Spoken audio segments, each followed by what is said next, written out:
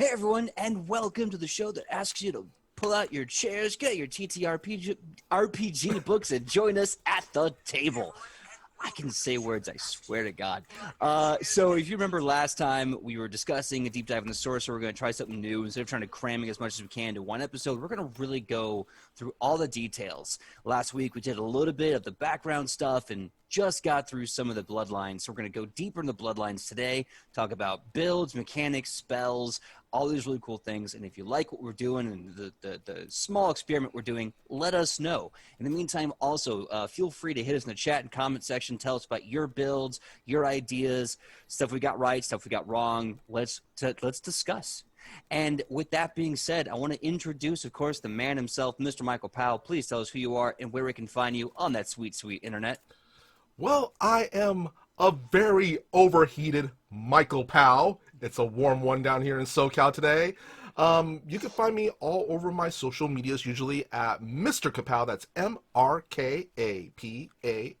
And how about you, PJ? My name is PJ McGaw. You can find me all over the internet at pj.mcgaw. Facebook, Instagram, TikTok, Twitter. Come find me. Let's have a good time. I recently put 2 different TikToks up, which is rare for me because I post so poorly on the TikToks. So, yeah, come see me. Let's have a good time. And more details later. Without further ado, let's get starting on the Sorcerer. So if you remember last time, we were talking about kind of what the difference was between a Sorcerer and other magical classes. If you don't already know, the Sorcerer basically gets its magic from its bloodline, its soul, its actual blood, you know, parentage and genealogy and all that kind of fun stuff. They were born. They were probably born into it, or maybe it's Maybelline. Maybe it's magic blood. So, you know, wizards have to study. Witches, I think we did a little bit on witches in the Advanced Player's Guide. Like, they get it through a pact or a patron and all that good stuff. Sorcerers get it through whatever backstory, but it's blood. Yeah, now, or as I like to call it, someone in their ancestry got it on with something magical. See, you don't always have to be the bard that stoops the dragon. Maybe you're a dragon that transformed into a human and did human things. I don't know. But anyway, so the bloodlines we covered and the basic stuff was really interesting. We saw a lot of really cool potential builds. In fact, looking in the core rulebook, they basically heavily hint at saying an angelic bloodline sorcerer multi-classing with a cleric is ridiculously good for a healer. So if you want to play a super healer that has arcane power, look into that. But and of course everything else like the anti-magic and the crowd controller, just amazing bloodlines. I'm just going to jump in the chat real quick. Of course. Psyche posted, it's 104 already. Good freaking... It's a word I cannot say on Twitch. To be fair, he didn't finish it up, but yeah. But yeah, it's a hot one. Hoping you don't get a brownout. A lot of my friends I've been seeing on Facebook been posting they've been getting brownouts. Hopefully we don't get one during the summer. Fingers crossed. I got my AC running because I'm wearing the tight black t-shirt because I want to be pretty for the internet, and so I'm cheating with the air conditioning. And I do want to say the Fey Bloodline that we're about to talk to, I'm just looking at it a little... We haven't yet really talked about it yet, but in my head, I'm thinking Sorcerer Druid or maybe Sorcerer Bard, so you gotta have access to that primal spell list. Yeah, let's go into this in depth here because just kind of peeking a little bit into the Fey presents some very interesting options for a sorcerer. Now, obviously, the thought about Fey is, oh, they're going to be mischievous and sexy. They're going to be bards. But there's a lot of nature stuff to this. For example, the spell list of the Fey, it's primal spells. Fireballs, storms, lightning bolts, you name it. But then the skills you get are nature and deception. Your cantrip is Ghost Sound, so that's a very bardy spell. Charm, very bardy. Hideous Laughter, bardy. Enthrall, bardy. Suggestion, bardy. Cloak of Colors, bardy. Mislead, bardy. Visions of Danger, very bardy. Uncontrollable Dance and Splendid Mansion, all arcane if not occult spells. Yeah. Which is interesting that this gives so much occult magic and yet allows you to open up your spell list to primal/nature magic. This is kind of broken because this gives you 3 different spell lists you can pull from. Mm-hmm. And I also want to jump in really quick and say that don't think your Fae are all really hot, sexy Fae. Not all Fae are sexy. Some of them are hella creepy. Just saying. The red caps. You do not want to encounter one of those guys. Let's be 1,000% honest. We have kind of been living in what I like to call the Twilight D&D world, where we think everything is sexy. And quite frankly, a lot of the stuff these characters are being pulled from are not sexy at all. Or if they are sexy, it's only because they use their sexuality to hunt people. Yeah. Like, the Fae are all bad all the time. There is not like, oh, they're a gentle fairy prince. No, that's a lie. They're doing that to trick you. I mean, there's the Bogarts who are known for stealing children. Oh, God, yeah. We could have a whole episode about Fae stuff. Yeah, actually, we should get Cindy on. She knows the stuff. She definitely knows her stuff. Plus, she tells these kind of folk stories all the time. We should definitely have her come on and just have a whole episode about Fae in fantasy. So, Sydney, if you're watching, we're having you come back. So I find interesting about this Fae already, just looking at the spell list, the bloodline skills, and the granted spells that you get to add to your repertoire. It seems like even though you get access to nature magic, you get a nice little chunk of bard spells on top. Yeah. Or occult spells, I should be more specific. And let's look at the bloodline spells. Do you want to start off with Fairy Dust, or should I? Actually, I kind of want to do what we did last time, actually, where with the granted spells, I think you picked one and I picked one that we kind of talked about really quickly, or do you just want to jump into the bloodline spells? Well, I mean, we could talk about those if you have something that you want to mention. I do think that, for those of you who don't know what these spells are, Ghost Sound as a cantrip, basically it's a 2 action, 30-foot sustained, so you have to kind of keep it up. And as you heighten it up, it increases. Maximum will be at 5th level for the cantrip, so about level 10 is your player. And it goes up to 120 feet, so this is a large area. Effectively speaking, you create a sound. Maximum volume is equal to 4 normal humans shouting, which I want to say a lion's roar is about 10 humans shouting. Either way, the sound emits from a square you designate within range. You can't create intelligible words or other intricate sounds such as music. And this is interesting because normally things like ghost sound and minor illusion and all these things, generally speaking, have more... You can be more specific. Like, I'm going to actually say words. I think it's funny that they make it more kind of ambiguous here. I do like that spell. Like, it's great if you want to throw like distraction. This spell is actually really good if during urban campaigns, actually, especially if you're like in a marketplace like area where, hearing somebody yell or something is not out of place. Like, because they say it's kind of ambiguous, the voices yelling could be your voices. Yeah, it could absolutely be your voices. Could even just be 4 people in your party's voice being replicated and put over there. This is a very good. This is for people who want to use roleplay as a way of winning a combat situation, right? Yeah, it's, if you're like stealthing through, shout your voice. It's kind of like what was the magician's thing is misdirection. You're looking here while I'm actually doing something here. Yeah. So I think we can kind of assume if you played any sort of tabletop role-playing game in the past couple of years, you kind of know what charm, laughter, enthrall, and suggestion do. And if you don't know, give you a quick breakdown. Charm basically makes the enemy your friend. It's not a full-on mind control spell, but it can make someone who may want to hurt you or betray you or whatever, want to buy you a beer. Hideous Laughter has always been an amazing control spell. Usually ends up knocking them prone in fits of laughter. Let me get the exact math, because Pathfinder 2e does amazing stuff in this edition. Yeah. Will save. One creature within 30 feet, 2 actions. Critical success, nothing. On success, they are still affected, but they only lose the ability to take reactions. Yeah.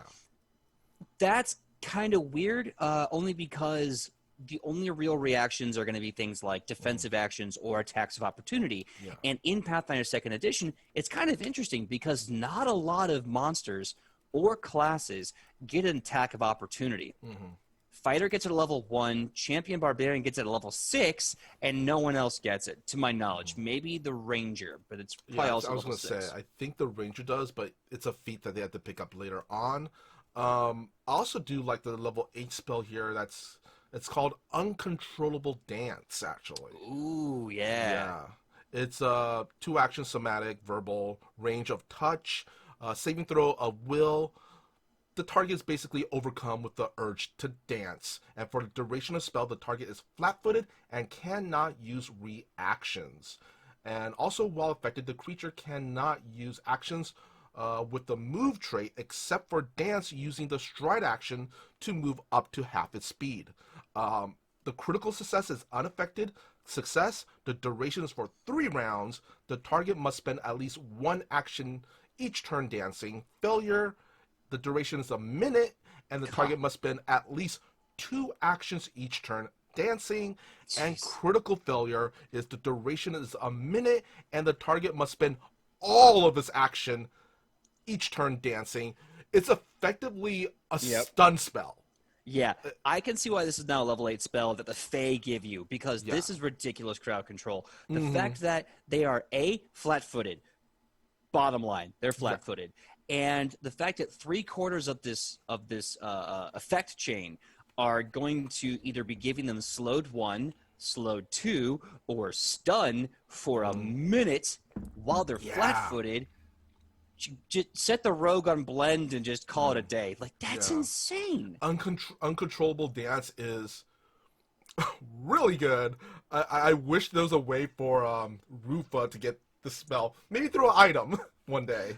Maybe. I think I have to give you magic shoes. But first of all, that's a level 8 spell. That means that is at least a level 16 plus character. So that's episode, let's say, at least 400 something. Probably, yeah. What I like about Uncontrollable Dance, it's basically Hideous Laughter on steroids. Because Hideous Laughter does apply slow 1 and a bunch of other really unique things that the other Hideous Laughters never really did. But good God. There's some really good granted spells, and I'm actually really curious now for the Bloodline spells we have here. Yeah. Do you want me to start with Fairy Dust? Sure, hit it up. All right, Fairy Dust. This is your first focus spell with this really unique bloodline that gives you occult magic and nature. I think we've hit that pony enough at this point. But Fairy Dust is a focus spell. You get at level 1. This will take a focus point. It is a 1 or more action cost, 30-foot range with a 5-foot burst or more in that range. I'm going to call it now, just a guess. The more actions you put into the spell, the bigger that range. We'll see what happens. Saving throw will. Duration is only 1 round, so hopefully that improves. You sprinkle magic dust in the spell's area, making those within easier to trick. Each creature in the area must attempt a will save. For each additional action you use, the burst radius does get bigger by 5 feet. Success, the creature is unaffected. Failure, the creature can't use reactions and takes a -2 penalty to perception check and will saves. That's really good. Critical failure, same as a failure. Oh, I love this. This is going to be fun. Same as a failure, and the creature also takes a -1 status penalty to perception checks and will saves for 1 minute. So these don't stack because they're both the same penalty. They're a status penalty. But what's great is that after the 1 round is over, they still take a penalty for about 10 rounds of combat. Yeah, this is a really good setup spell for your other spellcasters who are probably going to end up casting a spell that would target your, what do we call it, your enemy's will save. Maybe someone else has Uncontrollable Dance. This makes it easier for them to affect others with Uncontrollable Dance. Yeah, this is a really good crowd control spell. I have a feeling if you play Fey, you get the Fey Bloodline to be like the Blaster Caster. I love where your head's at, but that may not be the strongest choice. This seems to offer like 110% crowd control, whereas others had a little bit of crowd control and a little bit of damage. This is all control all the time, and I cannot wait to see what the other Bloodline spells do. No, I like I said, it's what I see it as is not really a blast. This is a setup class. It's like, you know, in those movies or TV shows where one person's like, okay, alley oop, and they're setting up another person to, you know, launch them up in the air. This is the guy that's going to launch the other person up in the air. For sure, for sure. I see this, ironically, because the Fae wouldn't be about this at all. If this was an Avenger, because it's easier to say that way, it would be Iron Man. Because, yeah, they probably have enough of their own sorcerer spells, like, you know, Lightning Bolt. Especially as a primal, you can get, like, Earthquake spells and Storm spells and Fire spells. So you have enough blaster casting yourself. You're not going to be better than the Elemental Bloodline. That's pure blaster caster. But what's great about the Fae is that you're doing what Iron Man does. You're setting someone else up, or you are 100% controlling the situation. Look at those Bloodline spells you get. Yeah. All of them are things that affect your enemy's mind and presence in combat. You are taking them out of the fight 100% with this Bloodline, and it's very effective at that. Speaking of which, taking people out of the fight, the next one is called Fey Disappearance. Oh no. Oh no. Yeah. See, focus 3, 1 action to cast, somatic, and the duration is until the end of your next turn. You become invisible and ignore natural difficult terrain such as underbrush. Any hostile action you use ends this invisibility, but you can still ignore natural difficult terrain. Heighten 5, you use a hostile action, and the invisibility doesn't end. I wouldn't say it's the greatest spell ever, but it is damn useful because this is basically invisibility spell with bonuses. Yeah, here's what's great about this. The invisibility spell comes in only so many flavors. Invisibility and generally greater invisibility or a higher heightened level of it. The fact that you get that for free as a focus spell, you're not losing spell slots. And more to the point, at 5th level, that means level 10, you can use this ability for 1 point, only take 1 action as opposed to 2 or more, and you can sneak attack people and not lose invisibility. If you are a sorcerer, Fey, Bloodline, Rogue archetype, God bless America. You're unstoppable. That's disgusting. Yeah. Why don't you go through Fey Glamour for us, PJ? Sure. Don't mind if I do. Fey Glamour. 2 actions, somatic and verbal, 30 feet with a 30-foot burst or targeting up to 10 creatures. The fact that it could just be any 10 characters is ridiculous. Duration is 10 minutes. 10 minutes. You call upon Fey Glamours to cloak an area or the targets in illusion. This has the effect of either Illusory Scene or the area on the area or Veil on the creatures, as if heightened to a level 1 level lower. To a level 1 level lower than Fey Glamour, using Fey Glamour's range and duration. That's a little weirdly worded. Let's see what these 2 other spells do to get a better sense. So, Illusory Scene, it takes a while to cast. This one's probably just faster. You form an imaginary scene that includes up to 10 discrete creatures or objects of various size. These elements generate appropriate sounds and smells, and they feel right to the touch. Wow. Elements of an illusory scene are incapable of speech. Unlike with the illusory creature spell, creatures in your scene lack combat abilities and statistics. Your scene doesn't include changes to the environment around it. With the illusory environment, hallucinatory terrain spell, blah, blah, blah. So basically, you're creating an entire fake environment where no one can talk and no one can fight. I was going to say, it's basically the holodeck in Star Trek. Yeah. Although I think they can talk and fight, but even still, almost very similar to that. Veil, you disguise the targets as other creatures, the same body shape and roughly similar height. The disguise can hide the target's identities or let them appear to be another ancestry, but it's not precise enough to impersonate specific individuals. The spell does not change voice, scent, or mannerisms. You choose a disguise for each target. So effectively speaking, your glamour is a massive area. Well, massive. It's still a large area mind control illusion spell that Fey Glamour can do with the cost of one focus point. It's the spell version of a Midsummer Night's Dream. Yeah, and what's crazy about this is that this can be done in combat. The other two spells have like a 10-minute or an hour-long casting time. Those are very clearly meant for out-of-combat scenarios. The fact that Fey Glamour can be applied to those spells just like that, in only 2 casting actions within 6 seconds, means that this is designed to be dropped in the middle of combat and completely discombobulate your foe. Yeah. I kind of want to say, like, if I was going to use a spell, this is how I would use it, is if you're fighting a large group of enemies, first see if you can have another spellcaster drop a spell where you mute them, basically. They can't talk. And then you drop this spell on them, making them look like you guys. So they end up fighting each other. Yeah. This is very much an interesting choice of, like, it's somewhere between F you pay me and an I win skill.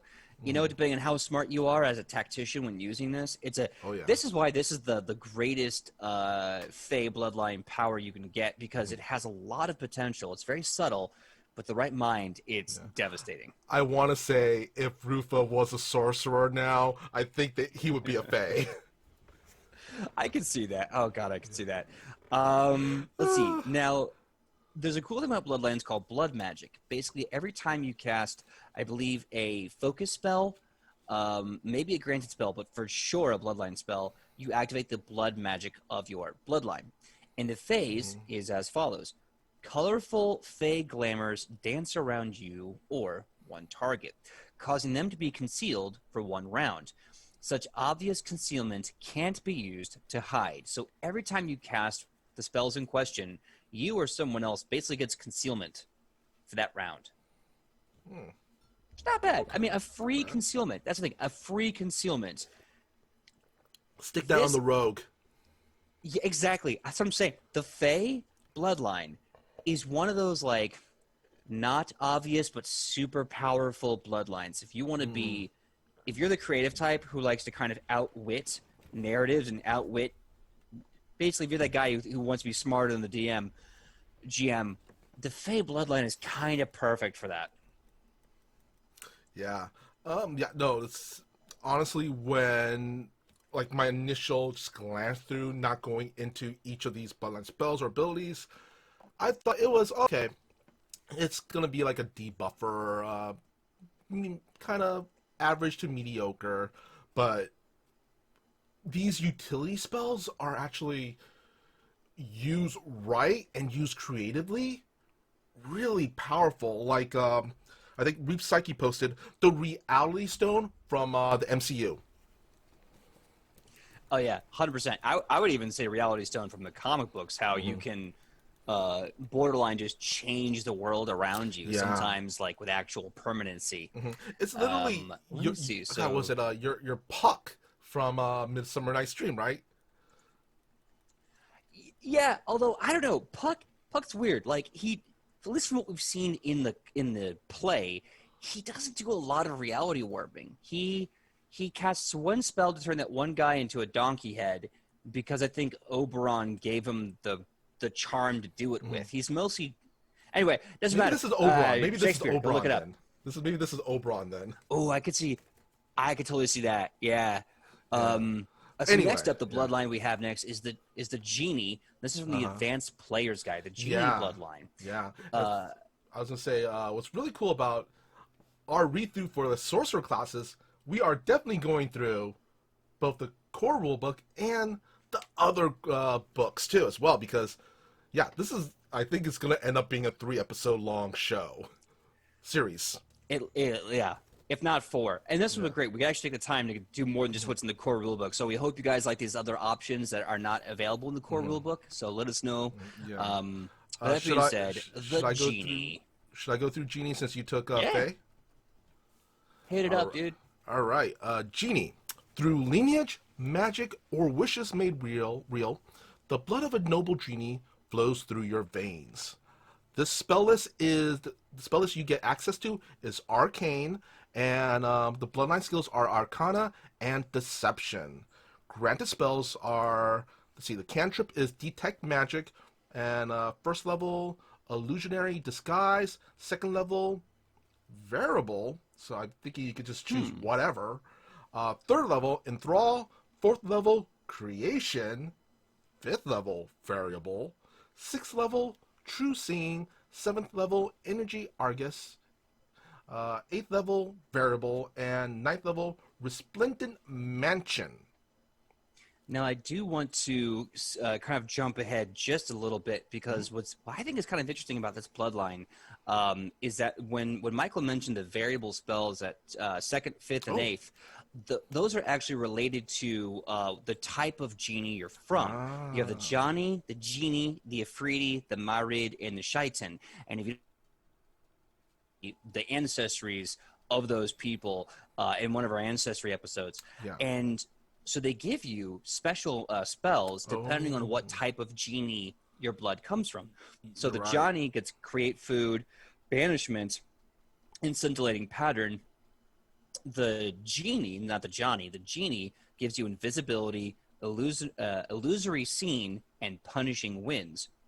Afridi gives you Enlarge, Elemental Form, Fire Only, and Maze, because the Afridi are all about fire. Yeah. The Marid, who I believe are water, get Water Walk, Control Water, Horrid Wilting, so that's metal. And the Shaitan, who are the Earth people, Glitter Dust, Wall of Stone, and Earthquake. Yeah, I like that, actually. I really like how, depending on the type of genie that your bloodline's influenced by, you get access to this. This is really fun. It's a fun creative bit here, really. Yeah, what I like about this is like when you compare it to the other system, it kind of gives the illusion of creative choice. And, like, oh, I'm choosing this, and this. But at the end of the day, it's just kind of like 3 or 4 static variables that you can kind of mix and mash with. And so it's like, yeah, within those variables, sure, there's some creativity. But there's no, like, interesting twists and minutia. And here, we have minutia on top of minutia, And this combined with versatile heritages will make for a very fascinating character. Yeah, very. Like, for the granted spells, the one I want to talk about is Creation. Ooh. Yeah. The cast time is apparently a minute. Material, somatic, and verbal. There's a range of 0 feet and a duration of 1 hour. You conjure a temporary object from Eldritch energy. It must be of vegetable matter, such as wood or paper, and 5 cubic feet or smaller. It can't rely on intricate artistry or complex moving parts, never fulfills a cost or the like, and can't be made of precious materials or materials with a rarity of uncommon or higher. It is obviously temporarily conjured and thus can't be sold or passed off as a genuine item. Heightened 5th level, the item is metal and can include common materials like feldspar or quartz. I like that. Yeah, so basically, you're just magically creating real material for about an hour. That's cool. Yes, there is some very big limits that's imposed on it, but once you get to the 5th level heightened, I guess one of the uses I could see from it, if Rufa would have the spell, would be honestly before going into a big fight, he'd just be conjuring caltrops the entire time. I could really see that. What I love about this is I feel like the players that do crafting, like actually take the crafting skill, take all the bonuses, work really hard to make cool stuff, they never get love and support. Yeah. And I love the idea that you could be a sorcerer who uses the spell to get the raw components to build cool things. But I want to talk about some spells that really perked my interest. 2 spells in particular. I looked in the chat and Reap Psyche had, because I know just by the name it's going to be metal, and Reap Psyche is panicking at it. So I have to go into details on this. It's an 8th level spell from the Water Genie, the Mareed. It's an arcane primal. 2 actions, somatic verbal to cast. Range is within 500 feet, and it's any number of living creatures. That means there is no 10, 1, however, no. Anything within 500 feet, anything, has to make a basic fortitude save. Basics are fun because they leave a lot of potential for bad times. Yeah. So here's the description. It's like 3 sentences. Let's have fun with this. You pull the moisture from the target's bodies, dealing 10d10 negative damage. Creatures made of water, such as water elementals, and plant creatures use the outcome for 1 degree of success worse than the result of their saving throw. Creatures whose bodies contain no significant moisture, such as earth elementals, are immune to horrid wilting.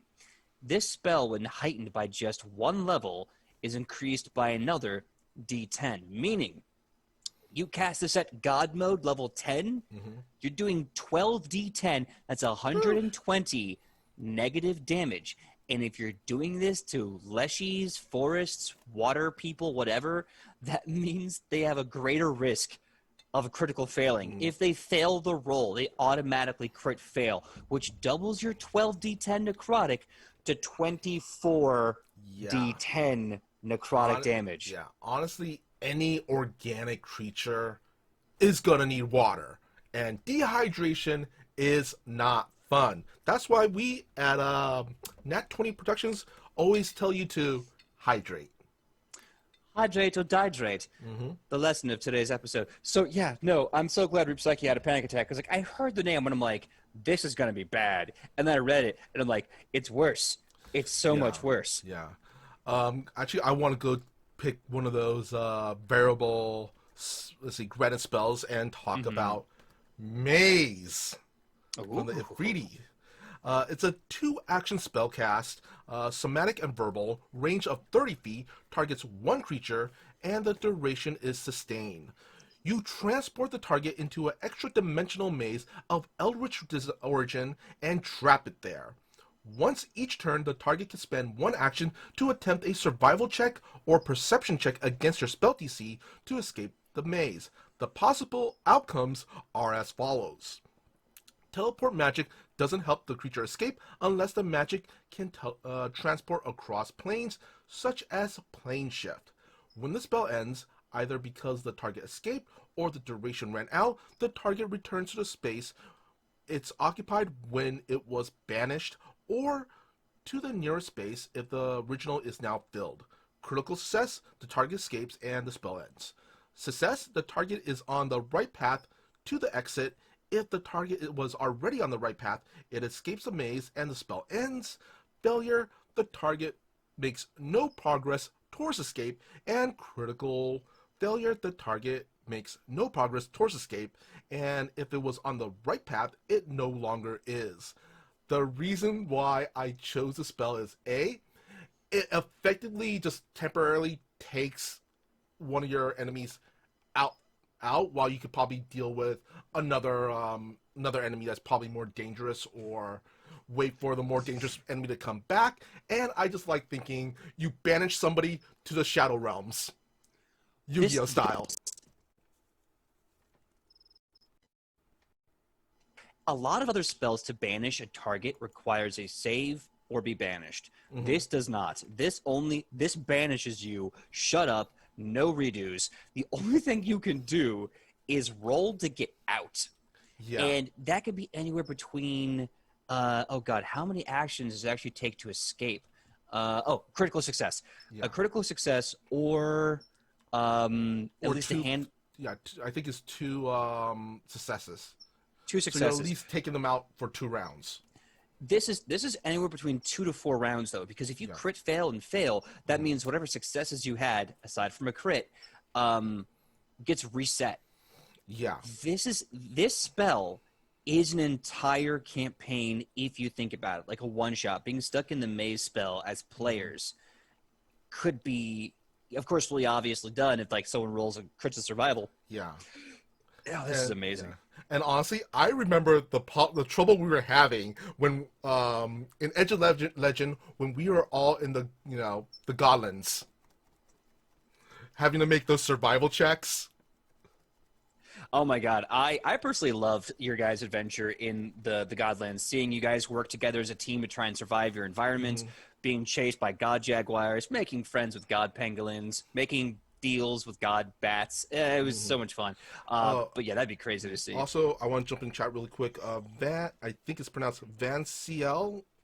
Thank you for those bits. Yes, I'm going to also put your name, so please let us know which one is right, which one is wrong. Van Sexel?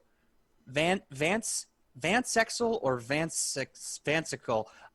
Thank you so much for the bits. I think it's the second time seeing you in chat. Love seeing you. I'm looking at everyone else in the chat also. Penku says we need to hydrate redeem. We probably should do that, but between the water and coffee I drink for every show, I think I have to pee enough as it is. Just Van is fine. Just Van is fine. Thank you, Van. I will call you Van. But anyway, there's one spell I want to touch on because it's come up in at least 2 different bloodlines, and I want to make sure we get it. 'Cause it's a level 9 spell called Splendid Mansion. It's both arcane and occult. Casting time is 1 minute, so this is probably not going to be an in-combat spell with a range of 500 feet. And it lasts until the next time you make your daily preparations. You conjure a towering mansion up to 4 stories tall and up to 300 feet on a side. While casting the spell, you hold an image of the mansion and its desired appearance in your mind. Oh, this would be great for Rufa. The mansion can contain as many or as few rooms as you desire, and it is decorated as you imagine it. You can imagine a purpose for each room of the mansion and the proper accoutrement, I love that I put that in there, appear within. Any furniture or other mundane fixtures function normally for anyone inside the mansion, but they cease to exist if taken beyond its walls. No fixture created with the spell can create magical effects, but magical devices brought into the mansion function normally. Your mansion contains the same types and quantities of foodstuffs and servants as created by the Magnificent Mansion spell. Each of the mansion's exterior doorways and windows are protected by alarm spells. Automatically, you choose whether each alarm is audible or mental as you cast the spell. Each has a different sound or alarm or sensation or mental effect, allowing you to instantly determine which portal has been used. This is the biggest FU pay me spell I've ever seen. We go to rest. Oh, really? You think you're safe? Yes, I'm safe. I have built the biggest mansion. Get off my back. I also want to say that if Rufa was casting a spell, I can just kind of see it. It's a mansion, but it's just a mansion with just one big open area room filled with, like, what do you call it? Couches, sitting pillows, tapestries, and it's just let's just say it's a table that will reach from one end of the mansion to the other, filled with food. I mean, that's the best part about this. Everything is magically taken care of. There are servants. Obviously not real people, just magical influences. There's food, water, showers, and anything else you want to have. You can literally have your own, like, headquarter mansion just so long as every day you recast the spell. Yeah. What was it? This is, once again, useful if we were in the Godlands. But if you had the spell, then how else was I going to mess with you at night? Come on. That's the whole reason. That's the whole reason why it would have been useful. But the living vines with the ants that crawled down, that was so good, though. And no on the quicksand. Really quick. Let's see. Reap Psyche posted. Ooh, this is a long one. I had a friend whose bard pissed off the DM so bad the DM had a lich. I'm guessing it's lich maze. His character at level 2. The lich never had to sleep or drop concentration, so the maze was permanent until he rolled out. He couldn't, and eventually they just made a new character. Near the end of the campaign, they almost TPK'd, and the Bard's player asked if they could roll to take their Bard out of the maze. He succeeded, and this level 2 Bard healed the other Bard, who cast Mass Heal and res the whole party. Portable Spa Day. That's amazing. I love the story. The portable spa day is clearly a different reference, but I love this idea that the level 20 campaign was saved by this level 2 donk who's just been in hiding. Yeah. That's a great story. Also, I want to say big ups to that player for remembering he had a character still stuck in maze. Yeah, I'm going to say another little story, then we'll move on to the Bloodline Spells of the Genie, because we have a lot to cover. But, so I did a Legend of Zelda campaign for the other system, and the whole idea is that it was basically like you would travel between every single other Legend of Zelda game and a few worlds I made up just for funs and twisties. And so these people are jumping into Ocarina of Time, jumping into Ghost Tracks, jumping into all those different games. It got a little Doctor Who. It was kind of fun in a weird way. But as they're going along, they're doing just absurd things, and they're rolling crits. And I'm like, F it, we'll just go with this. And then so the final fight happens, and all of a sudden, every weird choice they've ever made starts getting cashed in. What was it?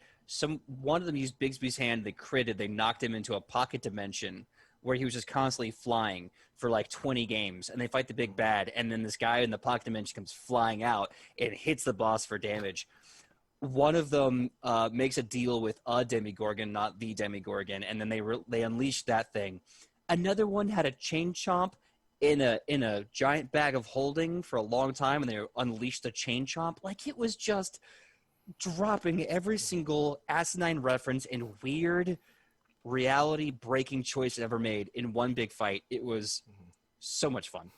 Oh, and I also want to add for Rufus Resplendent Mansion, you know what? I am going to add something to it. It's going to also be open, what do you call it? This open room area where it's this big hot springs.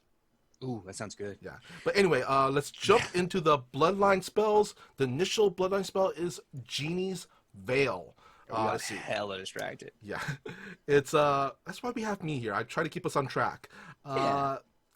It's I believe a reaction somatic. The trigger is a creature within range is attacked. Range of 30 feet and targets one willing creature. With a flourish, you fulfill a creature's wish for protection, bending reality to keep them from harm. The target vanishes in a burst of brightly colored smoke and sparkles. Reappearing an instant later, they become concealed against a triggering attack and until the end of the current creature's turn. So, yeah, this is a, what do you call it? Oh god, what's that in freeze tag? This is touching home? A little bit, yeah. What's interesting about this, I'm trying to figure out, because it's a reaction, if you just teleport and get a bonus to your AC, or if it actually negates damage. Bending reality to keep them from harm, the target vanishes in a burst of brightly colored smoke and sparkles, reappearing an instant later. So you're not actually moving. You're literally just gaining cover. I'm sorry, you're getting concealment in that moment. So it is a bonus to defense. Still, though, that could make or break a hit, a dirty crit, or a safety. So this is pretty good. I just had a thought. I'm going to call this spell J-Pop, what is it? J-Pop Smoke Bomb. J-Pop Smoke Bomb. Yeah, so concealment, basically they have to make a flat DC 5 check, or else the thing misses. So yeah, this is very much a hit or miss. But you know what? It's better than nothing. Yeah. It's a really good option. Heart's Desire, this is the advanced Bloodline ability. It's a focus level 3 spell. It's a 60-foot, 2-action spell with target being one creature, saving throw, will, and the duration varies. Here we go. You surround your target with wondrous illusions of their greatest desires, which distract them from reality. The target must attempt a will save. Crit success, they believe the illusion, nothing happens. Success, 1 round. They are stupefied 2, and they take a -2 penalty to any checks it makes to determine the effects of reactions. For failure, for 1 minute, they're stupefied 2 and can't use reactions at all. So I guess with the success, the idea is they basically get a -2 penalty if they try to use a reaction. Failure, stupefied 2 lasts for a minute. Critical failure, same as a failure, and all spaces are difficult terrain for the target. Not only do they take a -2 to basically their bottom 3 stats and the abilities based on those bottom 3 stats and can't use reactions, but they're basically moving at half speed. So yeah. Oh, and every time you heighten it by 2 levels, you can affect 1 additional creature.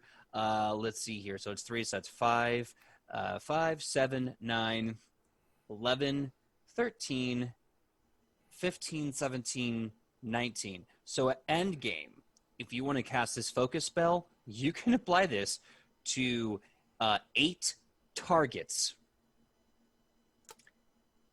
8. Yeah. Ooh. I'm honestly seriously 9. thinking Rufa might be a sorcerer at some point. Oof. Just the sheer amount of crowd control for these things.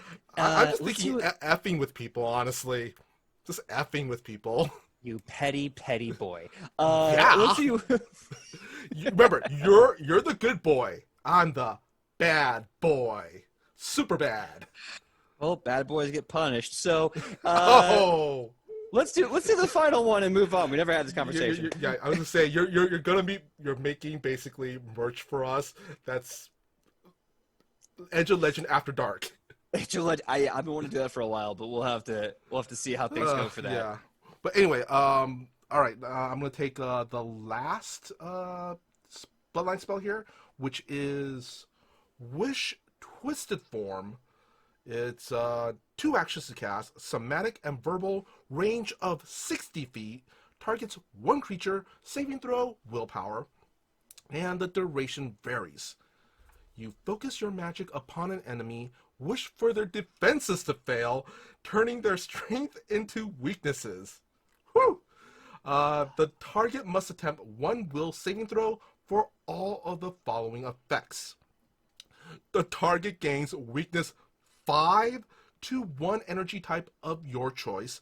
The target's resistances are reduced by 5. The target takes a -10-foot status penalty to all its speeds, and the target takes a -1 status penalty to its saving throws.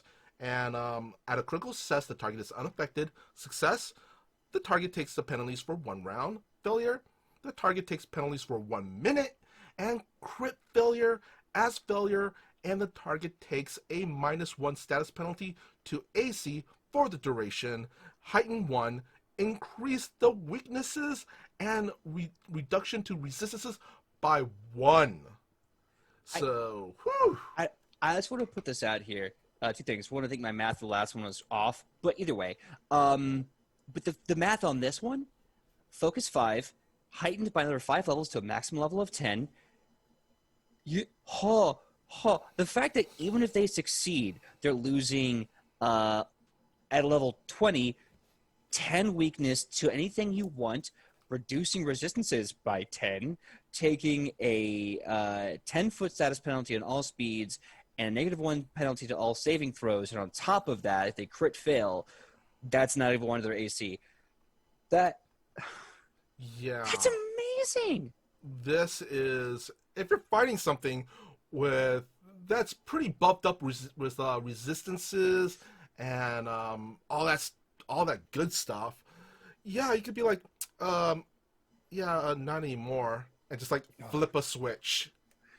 I think one of the things that we're learning, because like at first I was learning if Genie and Fey was going to be almost the same thing, interchangeable. But what I really like about the Genie, the big difference is where Fey is like crowd control put to an 11. Genie's like, okay, you get like some very solid, like I'm going to say level 8 crowd control, but then you get like plus 20 to debuffing.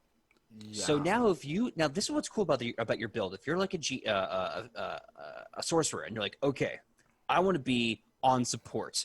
This is how I want to support. I want to debuff the enemy, maybe do some crowd control. I don't want to really get involved like the heavy casting stuff, right? I want to Genie. My God, my dude, Genie is amazing for that build type.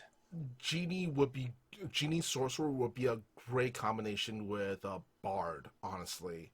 And yeah. Their blood magic is your spellcasting warps reality and distracts your foes. Either you gain a +1 status bonus to deception checks for 1 round, or the target takes a -1 status penalty to perception for 1 round, which is, once again, on brand with their debuffing. Honestly, hey chat, what do you think? Would Rufa be more of a Fey or a Genie sorcerer thus far? Oh, that's a good question. Do you think what kind of sorcery combo thing if he was magical, just based on his personality? Oh no, Rip Psyche said, "Oh man, where's Tobias when you need him?"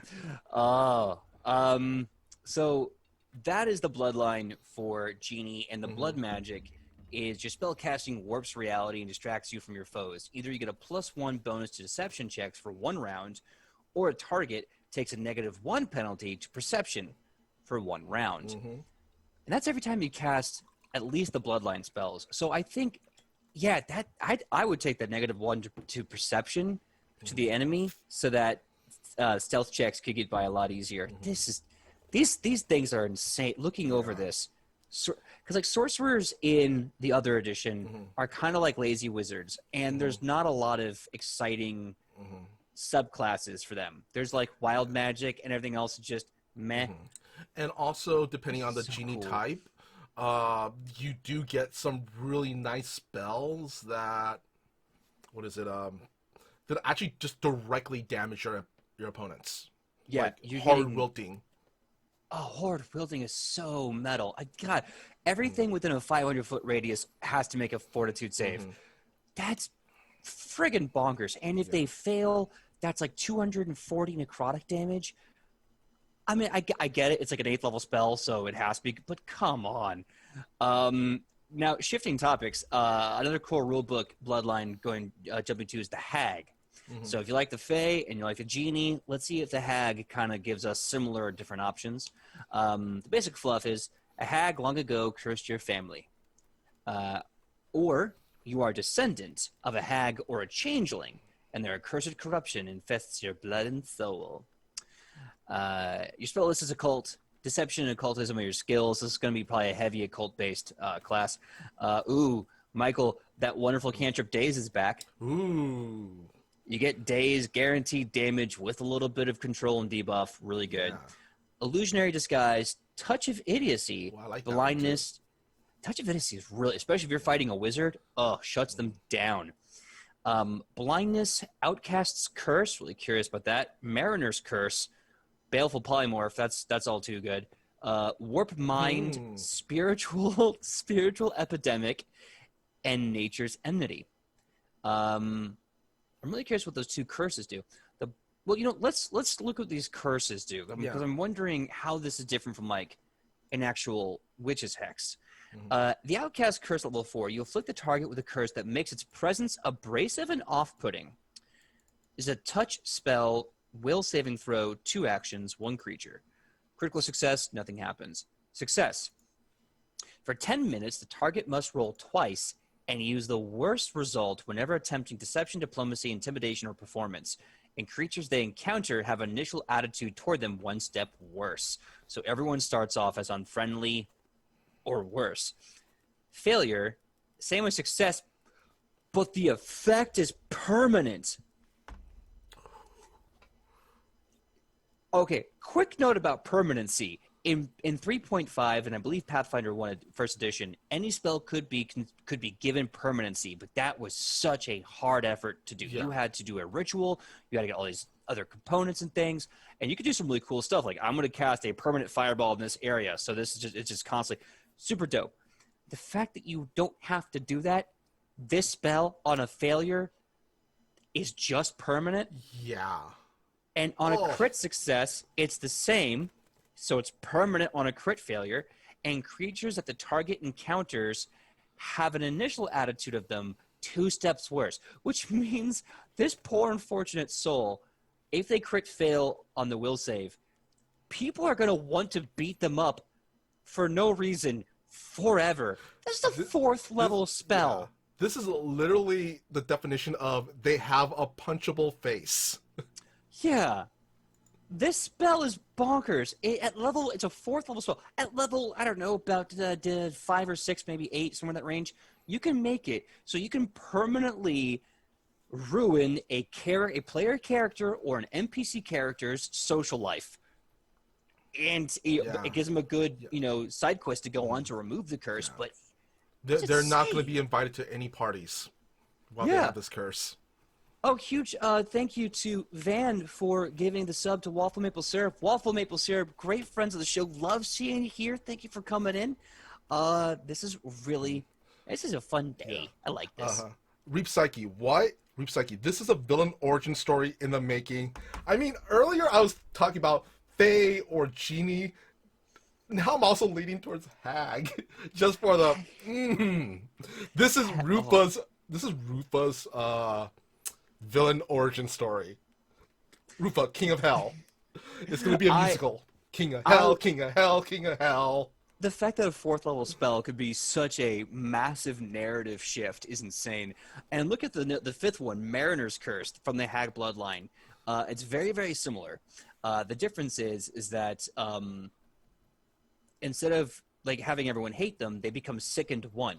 And reduce its sickened condition to 0 at the end of a curse, only on a success. Crit success, of course, no effect. Failure, the target becomes sickened 1 and can't reduce its sickened condition below 1 while the curse remains. The curse can be lifted by remove curse or similar magic whenever the target is sickened and on the water or at least 1 mile from shore. It is also slowed 1. So whenever the target is sickened or on the water from shore, so that means as long as they are sickened, they are slowed. They not only take massive penalties to what they can do, but they can only do 1 less action around. And on the critical failure, it's the same as failure, but instead of being sickened 1, it's sickened 2, and it cannot be brought down. Now, you can only remove this curse by lifting it with the remove curse spell. So at 5th level, this spell is kind of manageable, although still a massive debuff. I'm still losing my mind about that 4th level spell completely ruining a player's character, almost. This is like reverse seasick pills. Yeah. Reap Psyche says, every bloodline gets at least 1 petty spell with an uppercase P, so you know it's... Oh, yeah. Petty. Oh, yeah. Let's see. The 2 spells I want to talk about is actually the next one, which is, really quick, Billfold Polymorph. 2 actions, somatic verbal, range of 30 feet, targets 1 creature, saving throw of Fortitude. Duration varies. You transform the creature into a harmless animal appropriate to the area with effects based on Fortitude saves. So basically, you're Cersei. Yeah, you're Cersei. Yeah. The target, let's see, crit success, the target's unaffected. Success, the target's body gains minor features of the harmless animal. Its insides churn as they partially transform, causing it to be sickened 1. When it recovers from the sickened condition, its features revert to normal. Failure, the target transforms for 1 minute, but keeps its mind. If it spends all its actions on its turn, concentrating on the original form, it could attempt a will save at the end to end the effect immediately and crit fail. The target is transformed into the chosen harmless animal, body, and mind for an unlimited duration, which means, one of my favorite lines from Sandlot, forever. I want to take that spell, and I want to add another one that just sounds absolutely insane. It's a level 8 spell called Spiritual Epidemic. This is another one that the Hag Bloodline gets, and I think Reap Psyche, we're really up into petty. If you want to be a petty caster, Hag's the way to go, because Spiritual Epidemic, 2 actions, range 120 feet, 1 creature, saving throw, will save, right? Basically, I'll save you the fluff. Critical success does nothing. On a success, the target is both enfeebled and stupefied 2 for 1 round. For 1 round, all of their physical skills, stats, whatever, all their magical-based stats, the top 3, the bottom 3, -2 for their effectiveness, not their stat, but their effectiveness, for 1 round. You're basically shutting off their entire stat block. Now, on a failure, the target is enfeebled 2 and stupefied 2 for 1 minute. and they are enfeebled and stupefied 1 permanently. They are permanently having all of their abilities, saves, everything debuffed by 1 integer. And here's where it gets spicy. On a critical failure, the target is enfeebled 3 and stupefied 3 for 10 rounds, 1 minute. And they're enfeebled 2 and stupefied 2 permanently. This is it's just like the 4th level spell. This is a giant middle finger to anything that character wants to do. This is this hag bloodline is insane. I was gonna say, you know what? I want to jump really quick to the spell you get before this spell, which is Warp Mine, and it's 2 actions to cast, somatic and verbal, range of 120 feet, targets 1 creature, saving throw of will.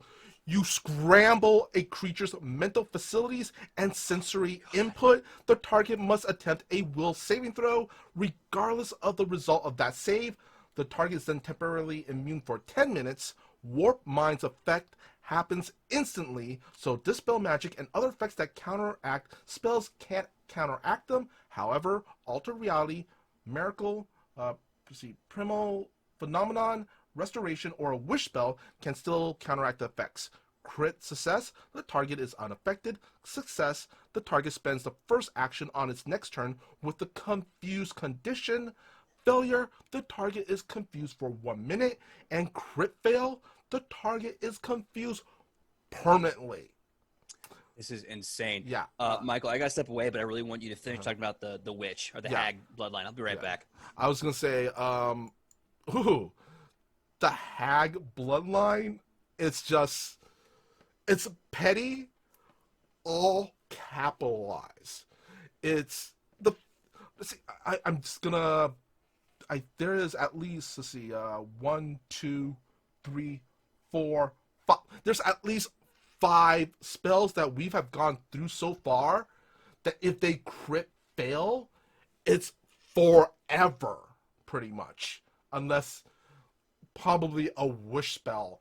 And at that level, that's actually on any level, that's not gonna be as easy. It's gonna be kind of difficult. Yeah.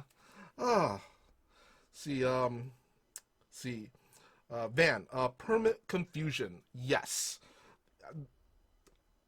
If you really want to F with people, hag is the way to go. If you're petty with a capital P, you want to go hag bloodline. Reap Psyche, I need to find out if there are any tricks for reducing enemy saves super hard. The base for a whole character on these devastating save spells. There are some spells that, actually no, they're not even spells. There's since PJ's not here, there are feats and abilities that you could get access to that could lower your opponent's will save, not permanently, but at least temporarily, to make these spells go off without a hitch. One of them, which is Bon Mont, which it's basically, you say, it's kind of like in that other game, Vicious Mockery. You say a insightful quip or a well-timed insult, and your opponent gets a penalty to their wisdom saves. And you could just keep doing that all day, every day. Let's see. I'm actually going to check that out, actually. While PJ's here, nobody tell PJ I know about this. Nobody. Okay, Bonmont. 1 action. Prereq is train in diplomacy. Really easy. You launch an... you know what? I'll just keep going through. You launch an insightful quip at a foe, distracting them. Choose a foe within 30 feet and roll a diplomacy check against the target's will DC. Crit success, the target distracted and takes a -3 status penalty to perception and will saves for a minute. Let's see, success, it's a -2 penalty, and crit failure, it kind of basically just backfires on you. Don't mind all this, PJ. We're talking about other stuff that you don't need to know about.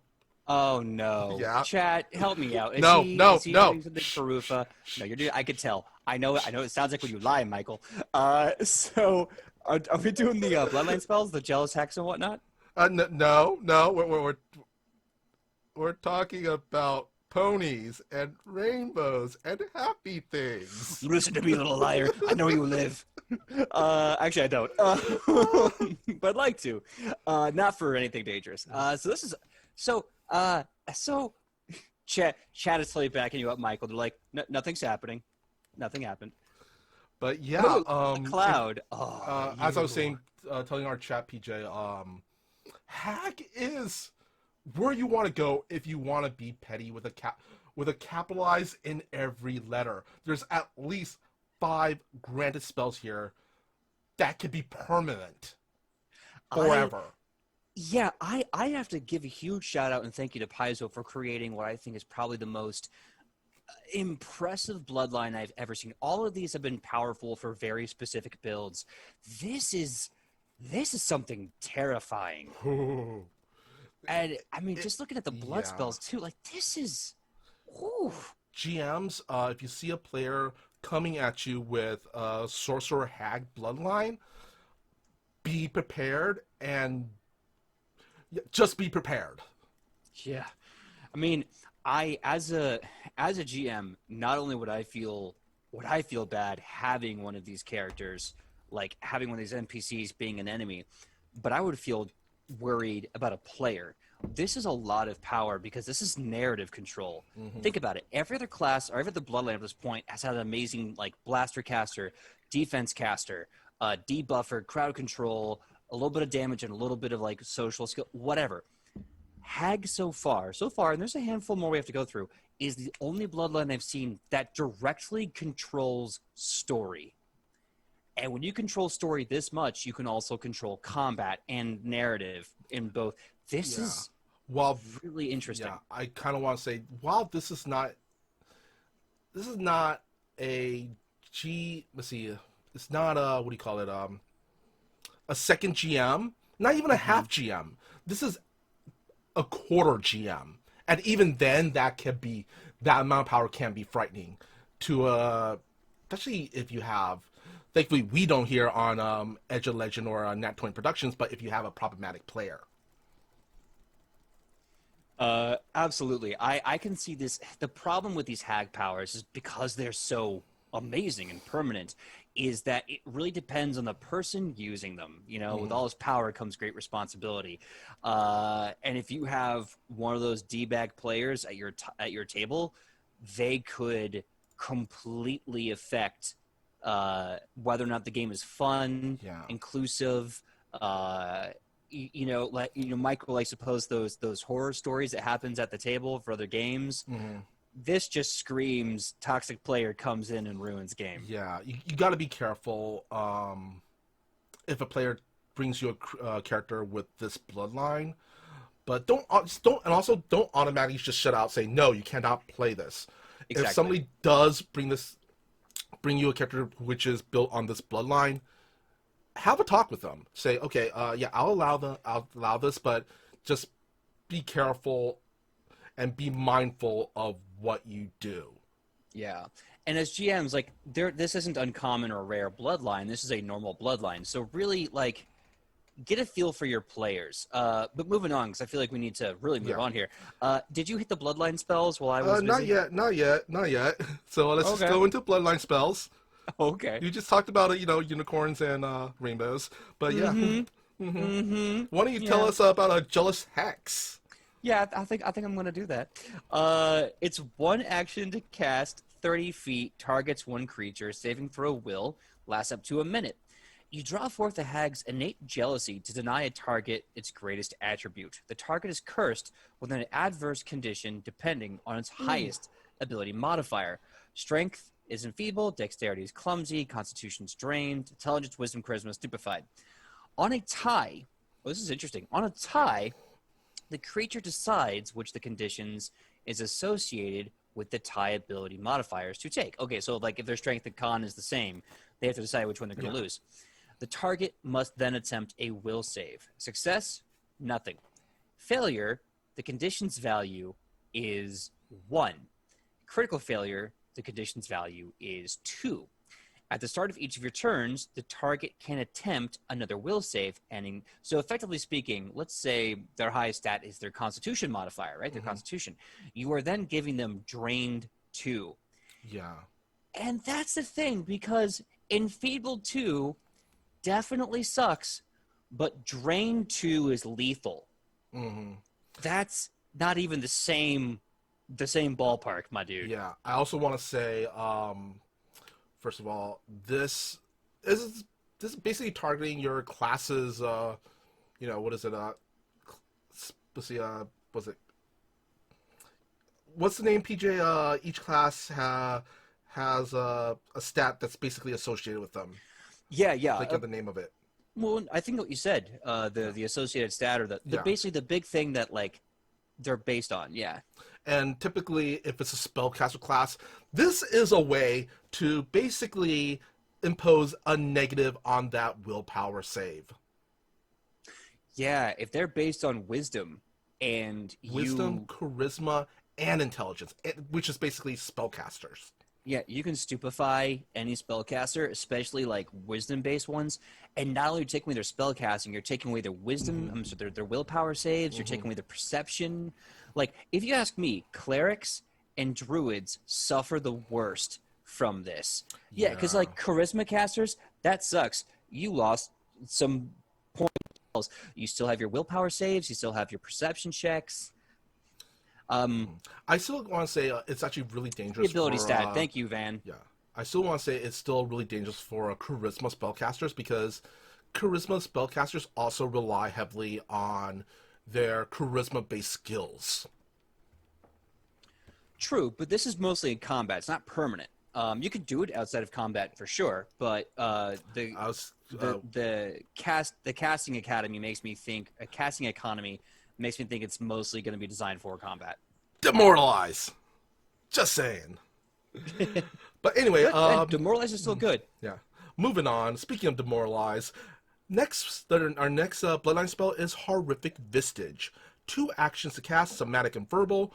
Area of 30-foot radius emulation centered on you, and the saving throw is will. You briefly transform your features into a horrific vistage of a hag, striking fear into your enemies. Foes in the area must attempt a will save. Success, the foe is unaffected.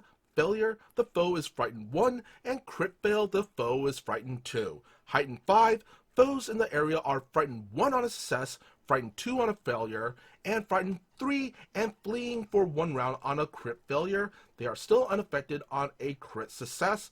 So yeah, this is basically what do you call it? Demoralize on steroids. Yeah, no, it's such a good spell, and the fact that it only gets better, because being a focus spell, it automatically heightens with your level, right? So you don't have to do anything; it just gets better. Next up, I like this one. It's called You're Mine. It's two actions to cast, 30 feet, 1 creature, saving throw will, duration 1 round. You manipulate the target's emotions, potentially allowing you to control it for a brief instant. Oh, now you're doing the Jedi puppetry stuff here. Critical success, no effect. Success, stunned 1.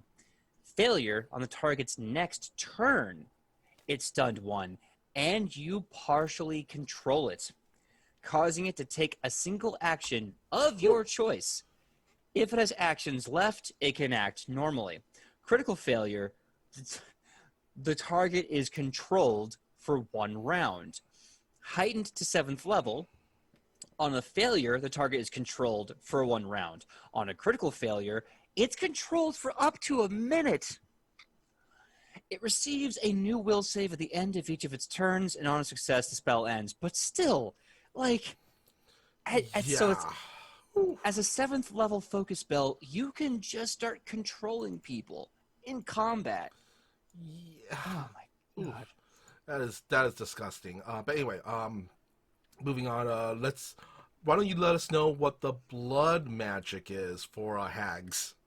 Spiteful curses punish your foes. The first creature that deals damage to you before the end of your next turn takes 2 mental damage per spell level and must attempt a basic will save. So after you cast a Bloodline spell, like Your Mine, where you're controlling someone, anytime someone tries to hit you, they take 2 times spell level mental damage and have to make a basic will save. Combine this with Jealous Hex. Yeah. Yeah. Oh my god. Oh, because then they're going to fail it. Oh. This is, honestly, this Bloodline is basically Rufago's. He just... But man, this is insane.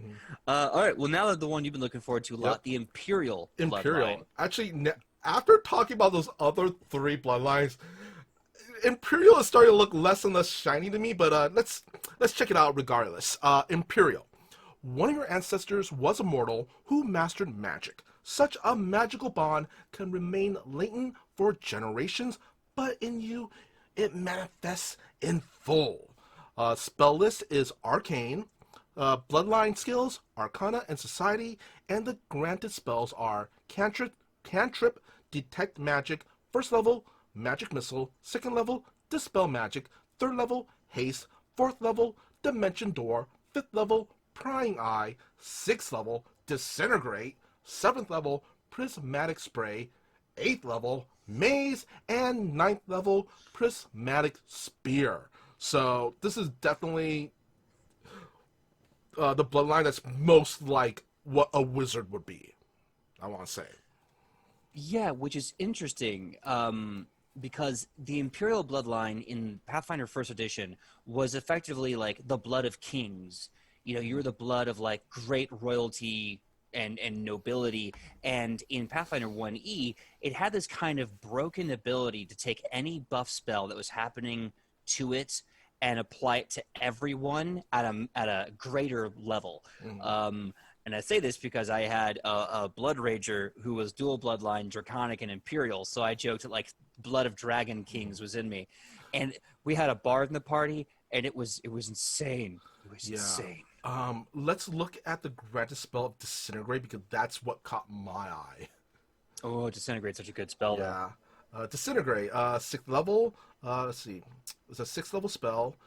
2 actions to cast, somatic and verbal, range of 120 feet, targets 1 creature or unattended object, saving throw, fortitude. You fire a green ray at your target. Make a spell check. You deal 12d10 damage, and the target must attempt a basic fortitude save. On a crit hit, treat the save result as 1 degree worse. A creature reduced to 0 HP is reduced to fine powder. Its gear remains. An object you hit is destroyed, no save, regardless of hardness, unless it's an artifact or similarly hard to destroy. A single casting could destroy no more than a 10-foot cube of matter. This automatically destroys any force construct, such as a wall of force. Heighten 1, the damage increases 2d10. What's interesting about this is that you cannot, by rules as written of the spell, you are not allowed to critically succeed on this spell, which I kind of like, because there's been a lot of times where, like, you know, this does nothing. And the biggest thing about Disintegrate is it hits like a Mack truck. It's like Fireball. It is understood to be a heavy-hitting spell. So even on a critical hit, treat the save result as 1 degree worse. So that means all they can do is successfully save, and at that point, they're still taking whatever the damage is. It's just, I think that or half of what the damage is. And then failure, they're taking full damage, and critical failure, they're taking double. Yeah, if you're looking for, like you said, a blaster sorcerer build, I feel Imperial is the way to go, especially with, you got the magic missile there, and you got the Disintegrate, and then you also got that Prismatic Spear. Yeah, I was going to look at Prismatic Sphere really fast, because this is a 9th level spell, so you know this is where all the good little bits of candy are being kept. It's a 2-action cast, 10 feet. The duration is 1 hour. So for 6 seconds of casting, You have a 1 hour effect. You create a 7-layer sphere to protect an area. This multicolored sphere functions like a prismatic wall, but it's shaped in a 10-foot burst centered on a corner of your space. You must form the sphere in an unbroken space, open space, so its edges don't pass through any creatures or objects, or the spell is lost. So this is like this. You're basically creating a massive protective area, so no one can move through. And if they do, they're going to take a bunch of damage. It's very, very nice. Yeah, but it's not as exciting as saying I'm going to do 14d10 necrotic damage. Yeah. I was going to say Prismatic Spear is actually. I've used a spell before, not in Pathfinder, but I've used similar spells like this before, and they're great to cast in front of doorways. Oh yeah. But yeah. So it's just, God, I'm still losing my mind over how they static Disintegrate in second E. It's so good. Maze is also here on the spell list, which we've already talked about, and it used correctly, it's a really, really great spell. But anyway, Bloodline Spells. I'll start us off. Initial Ancestral Memories. Let's see. 1 action to cast. Verbal. Duration of 1 minute. The memories of long-dead spellcasters grant you knowledge in a specific skill. Choose any non-lore skill or a lore skill related to the ancient empire from which your bloodline sprung. You temporarily become trained in that skill and might gain other memories associated with an ancestor who is trained in that skill. If you attempt a task or activity that lasts beyond the spell's duration, use the lower proficiency modifier. 6th level heighten, you temporarily become an expert in the skill you choose. I kind of like the spell narratively wise. This reminds me of one of my favorite character from the Wheel of Time series, Matt Cawthon. Basically, you access your ancestors' memories and, my ancestor was, say, a warlord. I'm skilled in the war lore lore. Yeah, I do like it. It's a very good way to make sure that you always have the ability to attempt a skill a skill check of your choice. Obviously, for an investigator, I don't know if it's needed because you are dummy thick with your skill choices. But it's still a really fascinating way to look at it. Looking at the extended spell, basically it's 1 action, and it's a meta magic spell feat. You call upon your blood's knowledge of the ancients to extend your magic. If your next action is to cast a spell with a duration of 1 minute and a single target, the spell instead lasts 10 minutes. So this is nice if you're casting a long-term buff or a buff or a debuff effect. It's kind of nice to have that general effect. I like this. It's simple but effective. Next one is Arcane Countermeasure. Let's see. It's a reaction, somatic. Trigger is a creature within range that can see casts a spell. Range of 120 feet. Targets the spell cast by the triggering creature. You undermine the target spell, making it easier to defend against. You reduce the spell's level by 1, and targets the spell gain. And the targets of the spell gain a +2 status bonus to any saving throws, skill checks, AC, or DC against it. You can reduce the spell's level below its minimum. For example, a 5th level Cone of Cold would remain 5th level, but a 5th level Fireball would become 4th level. Targets still gain all the other benefits even if you don't reduce the spell's level. So this is... I'm not as impressed with this. I'm so impressed. I'm honestly mad about this now I think about it. It's I kind of want to say a poor man's... It could be either a poor man's counterspell, or it's a good way to basically... Good catch-all way for you to undermine another spellcaster.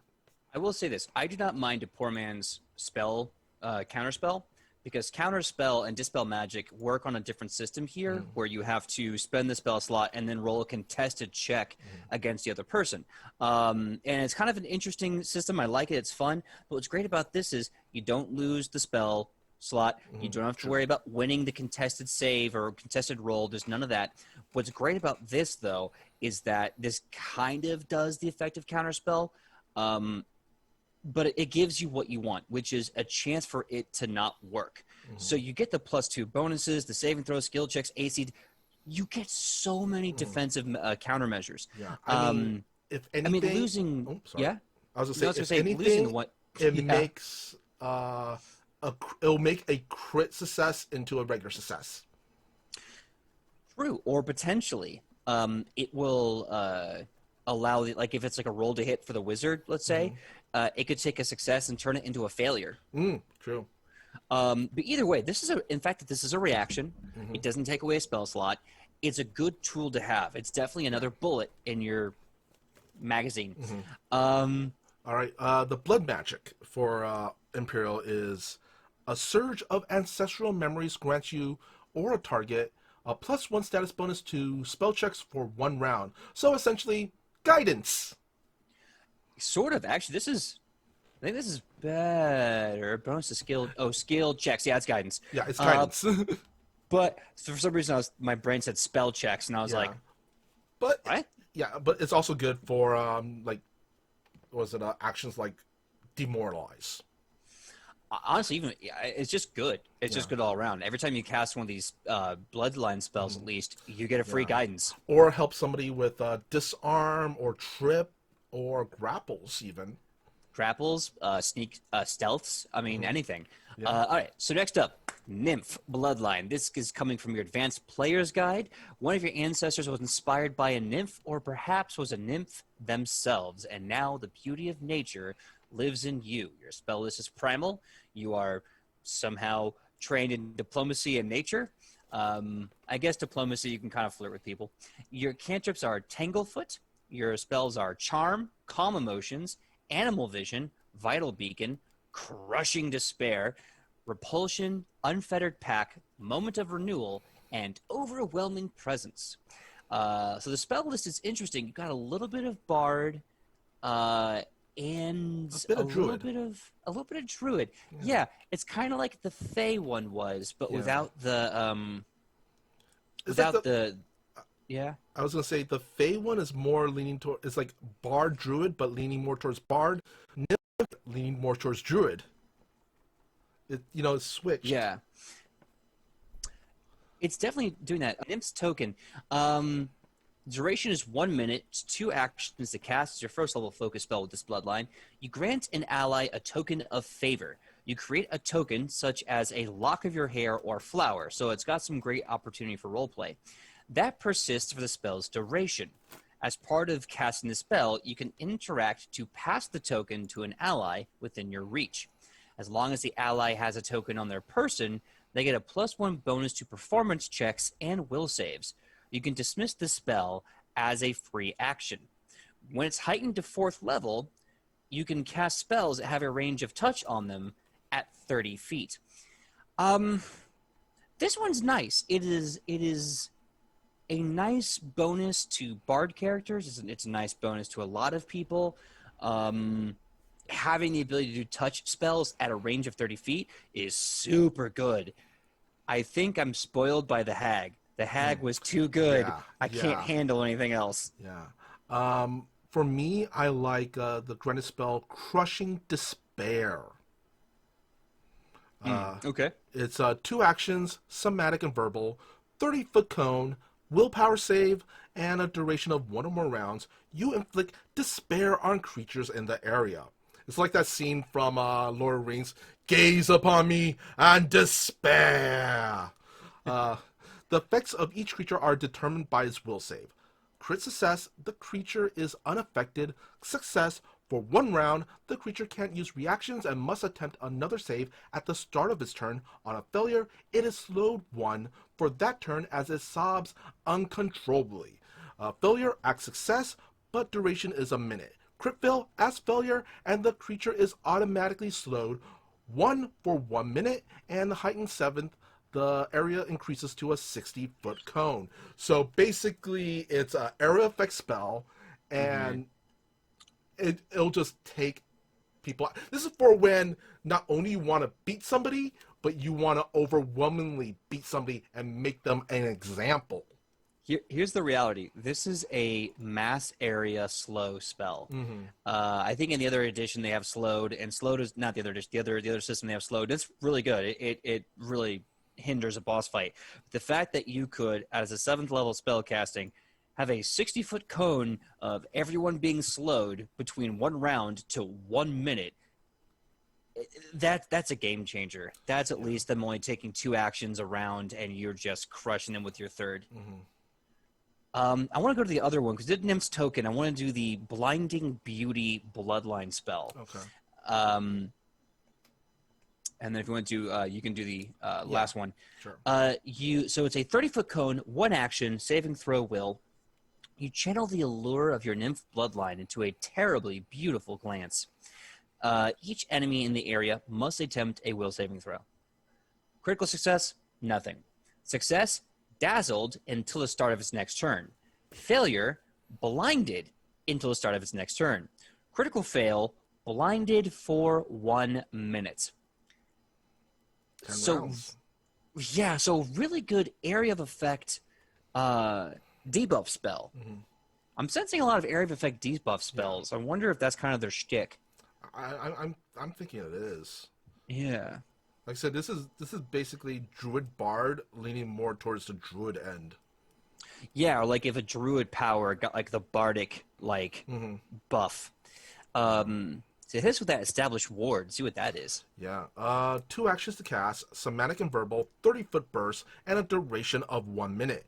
You bind a part of your essence to your surroundings, creating a warded area that grants you power within it, but drains you outside of it. While within the area, you make a nature's wrath. You can make nature's wrath strikes by commanding plants, wind, rocks, and other natural features to attack enemies. These are melee strikes that use your spell attack modifier, can target any creature within the ward, and deal bludgeoning, piercing, or slashing damage equal to 2d8 plus your spell casting modifier. Upon casting the spell, you immediately make a single Nature's Wrath strike. You are quickened while inside the ward, and you could use the additional action only to make Nature's Wrath strikes. You are slowed 1 while outside of the area, and heightened +2, the area increases by 5 feet, and the strikes deal an additional 1d8 damage. All right. Okay. This is why this is so good. Not that you need me to explain that, but the fact that you create a 30-foot burst around you, you're now basically creating your zone.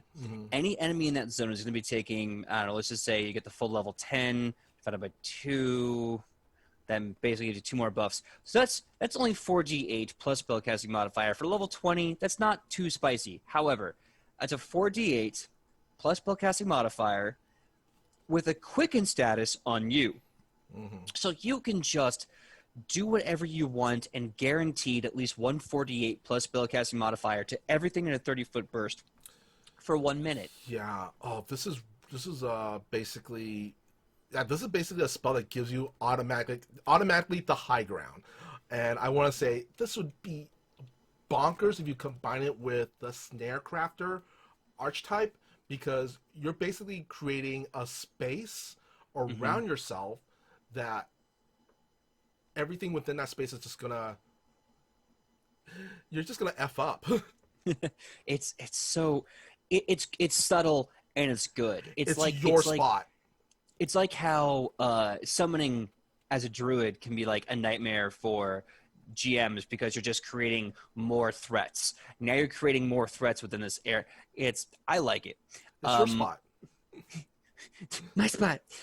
Blood magic. Nymph Grace accentuates your movements and distracts your foes, either granting you a +1 status bonus to diplomacy, or imposing a -1 status penalty to a target's will saves for 1 round. So after you use a bloodline spell, you're either getting a +1 to diplomacy or you're giving the enemy a -1 to will saves, which just makes all of your other spells Yeah. and all of your teammates' abilities that much better. And it's passive. You cast a blood spell, you get this. Good times. It's not bad. But anyway, let's jump over to the next bloodline, which is from the Advanced Player's Guide called Psychopomp. For those who don't know, Psychopomp is basically, it's not really undead, but it's from the negative plane of reality, kind of. Well, basically, a psychopomp is anyone who takes you to the world of the dead. Yeah. They could be spirits, gods, entities. They communicate with the dead. So for example, in Greek mythology, there was a period of time where Hermes was a psychopomp because he was considered. There was a few stories where he ferried souls to the dead. Chiron or whatever, definitely a psychopomp. It's undead, but not necessarily evil and spoopy ghosts. But anyway, for good or ill, your ancestors' deeds drew the attention of the psychopomps. Or you might somehow count one in your family tree. The presence of these shepherds of souls and enemies of undeath has left an indelible mark upon you. You get a spell list of divine. Bloodline skills are intimidation and religion. Granted spells are the cantrip Disrupt Undead, first level heal, second level calm emotions, third level searing light, fourth level dimensional anchor, fifth level death ward, sixth level spirit blast, seventh level finger of death, and eighth level spirit song, and ninth level massacre. Ooh, that's metal. But anyway, starting off, first level healing. Such a great spell in Pathfinder 2nd edition. So good. Good bread and butter. It's such a, basically, if you don't know, in Pathfinder 1 they had an ability called channel positive energy, and they basically took that entire mechanic and just made it a spell. And it's so good. Disrupt Undead is still much the same it was in Pathfinder 1, where it only affects undead people, which kind of is a bummer. It's very, very good against undead, but it sucks everywhere else. I want to talk about Massacre. All right, let's talk about Massacre. 9th level spell, 2 actions to cast, 60-foot line, saving throw fortitude. You unleash a wave of necromantic energy to snuff out the life force of those in its path. Each living creature of 17th level or lower in the line must attempt a fortitude save. If the damage from Massacre reduces a creature to 0 hit points, that creature dies instantly. If Massacre doesn't kill even a single creature, the negative energy violently explodes back towards you, dealing an additional 30 negative damage to every living creature in the line, even those above 17th level, and 30 negative damage to you. And here's what the Fortitude does. Crit success, nothing. Success, the creature takes 9d6 negative damage. Okay, so that's 96. That's like, was that like 50? About ish. Yeah, ish. I'm sure the chat's correcting me. Thank you, chat. Failure, they take straight up 100 negative damage. No rolls, no nothing, flat 100. If they critically fail, they straight up die. Now, this is a 9th level spell, and this can be cast at the God level 10th spell slot. What does that mean? I'm so glad you asked. The spell can affect creatures up to 19th level and increases the damage of a success to 10d6 and 115 on a failure. Yeah. Remember, if you don't kill anyone in that line, it comes back and deals another straight up 30 damage. It's risk versus reward. Even if you take the 30 damage, odds are at level, let's see, it's a 9th level spell, so odds are like at level 18, you can probably take that 30 damage. Yeah. But the fact that you're dealing approximately 130 negative damage to a creature is a big deal.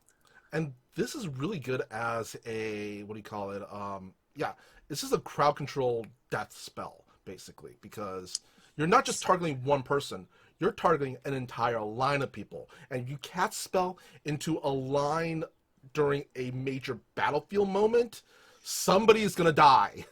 Yeah, this is very interesting because all these spells and everything else makes it feel like this is a cleric who is almost like a neutral good cleric. Mm-hmm. They're gonna heal, they're gonna kill, but they're mostly there to make sure dead stay dead. They're not Mm-hmm. like the angelic bloodline, which is like life and healing and kill I that mean, demon and yeah. good times. I mean, speaking of which, I'm going to backtrack a little bit and talk about the granted spell of Finger of Death. Mm-hmm. It's 2 actions, somatic and verbal, range of 30 feet, targets 1 living creature. Saving throw is a basic fortitude. You point your finger towards the target and speak a word of slaying. And yeah, it could totally be the Yu Yu Hakusho spirit gun. You deal 70 negative damage to the target, and if the damage from the Finger of Death reduces the target to 0 hit points, the target dies instantly. And heightened 1, the damage increases by 10. So this is kind of like, yes, it's a lesser version of Massacre, but you do not have that risk. Yeah, and here's the thing. I'm not even scared about the 30 damage blowback because, A, they're going to be taking that damage plus 100. So the risk versus reward is very clear. And being a level 18, 19 spellcaster, you're going to have more than 30 HP to spare on this kind of blowback. Could it possibly kill you if you try taking a lot of damage? Yeah. But it doesn't say that it critically automatically kills you. It says if it does it to enemy creatures. Yeah. So you're technically fine. I like having both. Finger of Death is absolutely a very solid, like, second chance. If Massacre doesn't kill them and they're low in HP, Finger of Death, blow them away. Or the opposite, Finger of Death. If Finger of Death doesn't kill them, you need us, put that. Yeah, you need to flip that switch. Massacre. Yeah, they're both just so good. The Psychopomp's surprisingly good. Anyway, let's jump into the Bloodline Spells. Initial is, I think it's pronounced Sepulchral. It's a very weird word. Sepulchral mask. Yeah. 2 actions to cast, somatic and verbal. Area 5-foot emulation. Targets enemies in the area. Saving throw, will. Duration, 1 minute. You manifest a supernatural funerary mask, granting you a +1 status bonus to will saving throws against emotion effects for a minute. Its somber countenance forces your foes to confront their regrets and sins. I will save that for later. Each enemy in the area when you cast a spell or that starts its turn on the area takes 1d4 mental damage and must attempt a will save. Crit success, the target is unaffected. Success, the creature takes half damage. Failure, the creature takes full damage and takes a -1 status penalty to will saves against emotion effects for 1 round. And crit failure, the creature takes double damage and -1 status penalty to will saves against emotion effects for 1 minute. Heighten +2, increase the mental damage by 2d4 and the emulation's radius by 5 feet. This is basically Ghost Rider's Pen and Stare. This is worse only because Ghost Rider can only look at one person in the eyes. This is an aura. If you guys know about aura spells or aura abilities, they're basically like this giant, and they either have damaging effects or positive effects. Usually they tend to have more positive effects, like the champions, auras of courage, aura of life. This creates an area around you that whenever someone steps into it, they could be taking up to, without doubling for crits at level 20, 11d4 mental damage. And the radius would be, oh God, I want to say at least 30 feet in every direction. You're just a walking death beacon at this point. And you're giving negatives for people's will saves. So as they're taking like 11 mental damage, 11d4 mental damage, 44 damage, they're also getting penalties to will saves. So you could just blast them. Oh my god, Yeah, this is a really great like Grave Cleric build.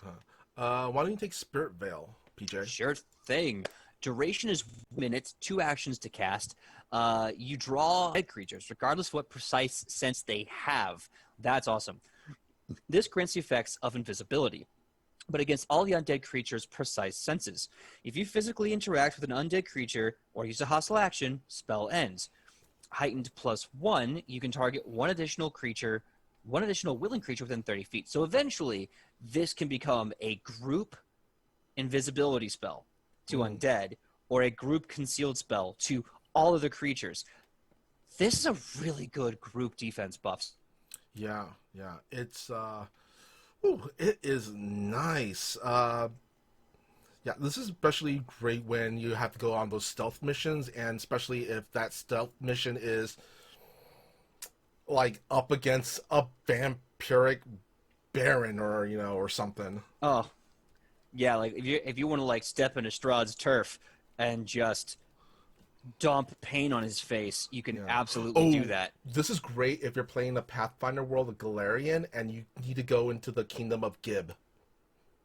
Yes, if you want to go to Geb and just Geb. kill like the dark lords, the shadow lords that live there, the dark realms or whatever they have. Yeah, you could just walk and be like, "Sup, nerd, with my lunch money." Okay, Moon Knight. Random BS go. Anyway, the next spell is called Shepherd of Souls. Reaction, it's verbal. Trigger is living creature within 40 feet takes damage. Range of 30 feet. Area. You stay the hand of fate for one not yet destined to die. Sacrificing some of your own vitality to heal them. You lose up to 15 hit points as a sacrifice, and the target reduces the damage by twice the number of hit points sacrificed. If this reduction exceeds the amount of damage, the target recovers hit points equal to the excess amount.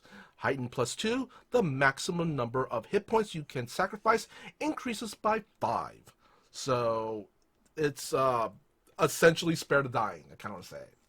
Kind of. A little more than that, because you can sacrifice up to about 25 HP and then give back 50. This is there's another spell similar to this. I can't think of it. But I really do like how the Psychopomp is another variant of the Cleric, whereas the Angelic is all like, holy power's good. This is definitely that really awesome shade of gray. Yeah. This is, like you said before, the Grave Cleric, kind of. Yeah. The blood magic for these, anytime you use one of these blood spells, the border between life and death becomes blurred to you. That sounds really cool. Either you get a +2 status bonus to fortitude saves for 1 round, or a target takes 1 damage per spell level. The damage is negative if the target is living, or positive if the target is undead. That's great. It watches your butt for you. If the spell already deals that type of damage, combine it with the spell's initial damage before determining weaknesses and resistance. I love Psychopomp because, like Angelic, it gives healing. It doesn't give as good healing, clearly, because Angelic is really meant for that. But you're basically now multi-classing into an attack cleric and still being a sorcerer. I really love the Psychopomp build for kind of dual classing divine and arcane, both healing, buffing, and damaging. Why don't you jump into Shadow? Because we're almost done with the Bloodlines. We have these 2 Bloodlines, and then we get to part 3, which will be all the other fun stuff. Shadow. This is also coming from the Advanced Player's Guide. It's on page 138. Whether due to a Velstrax manipulations or a planar jaunt of Shadow, like almost like fletchlings a little bit. Spell list is occult. You get occultism and stealth. I think it's the first one that actually gives us stealth checks. Granted spells: Chill Touch, great necrotic attack. Grim Tendrils, great occult AoE attack spell. Darkness, control. Chilling Darkness. I'm sure that's also got some mental effects. Haven't got Phantasmal Killer, definitely damage and control. Shadow Siphon, Collective Transposition, Duplicate Foe, Disappearance, and Weird. Weird is definitely a big narrative spell. It's a 9th level spell that does a lot of like changing and control of stuff. Yeah. I'm kind of curious what Duplicate foe is. Yeah, I'm curious what Disappearance is. Like, how is All right. Disappearance different from like Banish or something? Why don't I take Duplicate Foe and you'll take Disappearance after, okay? Sounds good to me. Duplicate Foe, 7th level spell, 3 casting, 3 action to cast, material, somatic, and verbal, range of 30 feet, targets one enemy of level 15 or lower, saving throw, fortitude, duration, sustain, up to a minute. You try to create a temporary duplicate of an enemy to fight on your behalf. The target can attempt a fortitude save throw to disrupt the spell. The duplicate appears in an unoccupied space adjacent to the target and has the target's attack modifier AC, saving throw modifiers, perception, and skills modifiers, but it has only 70 hit points and lacks the target's special abilities, including immunities, resistance, and weaknesses, and has no magic items except weapon proficiency runes. The duplicate gains the minion trait, and it can only stride and strike. Its strikes deals the target's normal damage, but doesn't apply added effects since it doesn't have special abilities. The spell automatically ends if the duplicate's hit points drop to 0. The duplicate attacks your enemies to the best of its abilities. You can also try to give it additional instructions when you sustain the spell. You can also use Command a Minion as part of your action, but the GM determines whether the duplicate follows your command. The duplicate is sustained, so each turn after it takes its action, it loses 4d6 hit points. It's not a living creature, and it can never regain its lost hit points in any way. Crit success, you fail to create the duplicate. Success, the duplicate deals half damage with its strikes and its duration is reduced to a maximum of 2 rounds. And failure, the duplicate works as described. Heighten, +1. The level of the creature you could target increases by 2. And the duplicate has 10 more HP. So basically, you create a copy of your big bad to fight on your behalf. While they may not be as powerful, at the very least, you could give your rogue friend flanking. Absolutely. I did the math. If you cast this at spell level 10, because it didn't say there's actually like a limit to the level you can copy, at least not that I heard or read. So if you cast this at level 10, you can technically copy a level 23 creature. And that's really good to know because the Tarrasque is a CR 25 or level 25 creature, if you will. So you can't quite copy a Tarrasque, but you can copy all the badass dragons. Mm-hmm. You can copy, I think, up to an ancient dragon. And give it 110 HP, which is like a fraction of its HP. But the fact that you can copy an ancient dragon is dope. Let me do Disappearance. It is much shorter to listen to. It's an 8th level spell. Its duration is 10 minutes. Touch, 2 cast actions. 2 actions to cast, I should say. And you're targeting 1 creature. The target becomes undetected, not just to sight, but to all senses, allowing the target to count as invisible no matter what precise and imprecise sense an observer might have.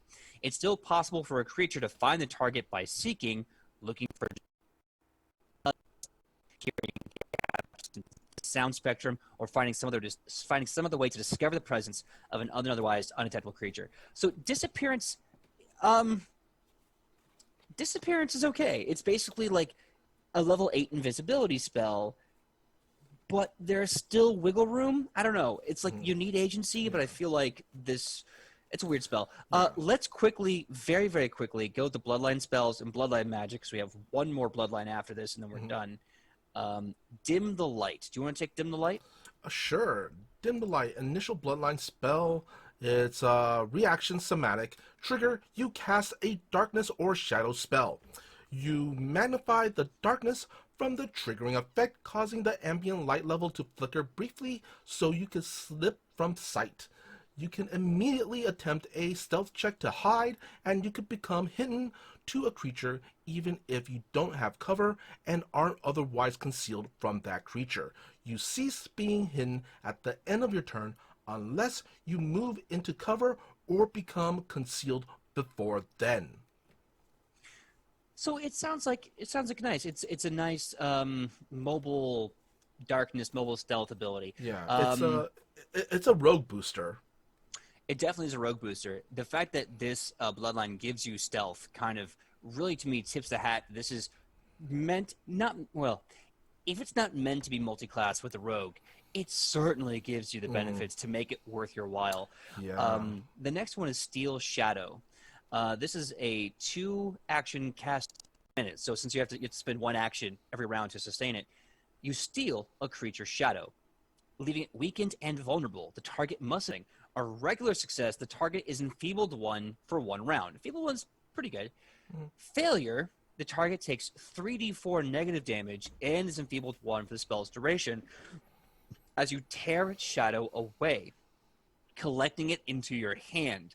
On subsequent rounds, when you sustain the spell, you can throttle the shadow, dealing 3d4 negative damage to the target, basic fortitude save. Until the spell ends, the target doesn't cast a shadow. And as a critical failure, same as failure, but the target is enfeebled 2.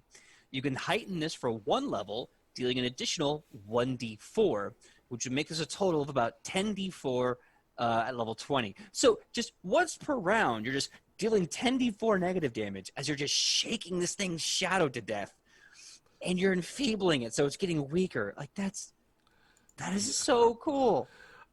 Speaking of cool, the next Bloodline spell is called Consuming Darkness. 2 actions, somatic and verbal. 10-foot emulation, targets enemies in the area, saving throw, reflex, duration sustained up to a minute. Your shadow wiggles before spreading out from you, forming a gateway, a clean and consuming shadow through which the horrors of another plane can barely be seen. The first time each turn you sustain the spell, the radius increases by 5 feet. Each enemy that enters the area or begins its turn in the area takes 2d6 negative damage and must attempt a reflex save. Success, crit success, the creature is unaffected. Success, the creature sinks partially into the shadow, taking half damage and a minus 5-foot circumstance penalty to its speed for as long as it remains in the area. Failure, as success, but the creature takes full damage and a minus 10-foot circumstance penalty. And a crit fail, the creature is absorbed into the shadow where it can be seen below the surface. It takes double damage and is immobilized for 1 round or until it escapes. Heighten 1, the damage increases by 1d6. God yeah. damn. Wow. So at like a level 20, just getting the maximum numbers out there, that means this thing is dealing about 7d6 negative damage a round. And that's nice. It's not like stupid crazy. But what's great about this is that they're taking that damage. They're taking double on a crit fail. That's about 14d6. And they're immobilized. Yeah. They're done. They're gone. They're just sitting there taking damage. And if they're not immobilized, they're at least moving super slow. Like kind of, I'm in my mind's eye, they're moving like they're in molasses. Well, they for sure can't move at all. But what's crazy is that they're also out of the fight because it says they get absorbed into the shadow where they can be seen below the surface. I imagine they can like attack out of it because immobilize doesn't stop you from attacking. But the fact that physically speaking, they're not really in the fight anymore. Yeah. This is a great crowd. This is actually a really good crowd control, and yeah, this is a really great crowd control spell. This build, the shadow build, is absolutely a great crowd control and damage build. And if you are smart enough to multi-class into rogue for the rogue archetype, you can get some really good sneak attack opportunities. Yeah. Not even rogue, but also shadow dancer. I think at that point it's a bit redundant, but absolutely useful because all the teleportation abilities and all the control abilities, definitely good.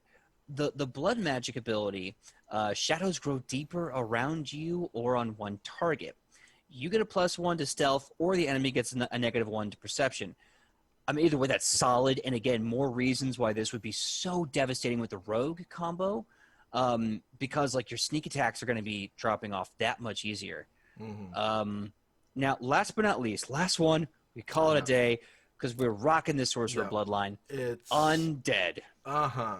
The touch of undeath runs through your blood. Your family tree might even contain a powerful undead like a vampire, or perhaps you died and returned a bit different. Spellless is divine, bloodline skills, intimidation, and religion.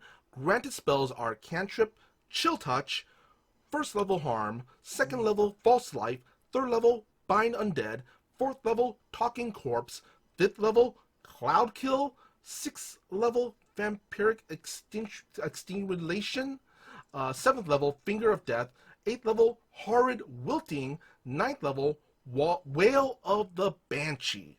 So it's vampiric exsanguination. It's definitely a very weird word, but this is such an awesome necromancer build.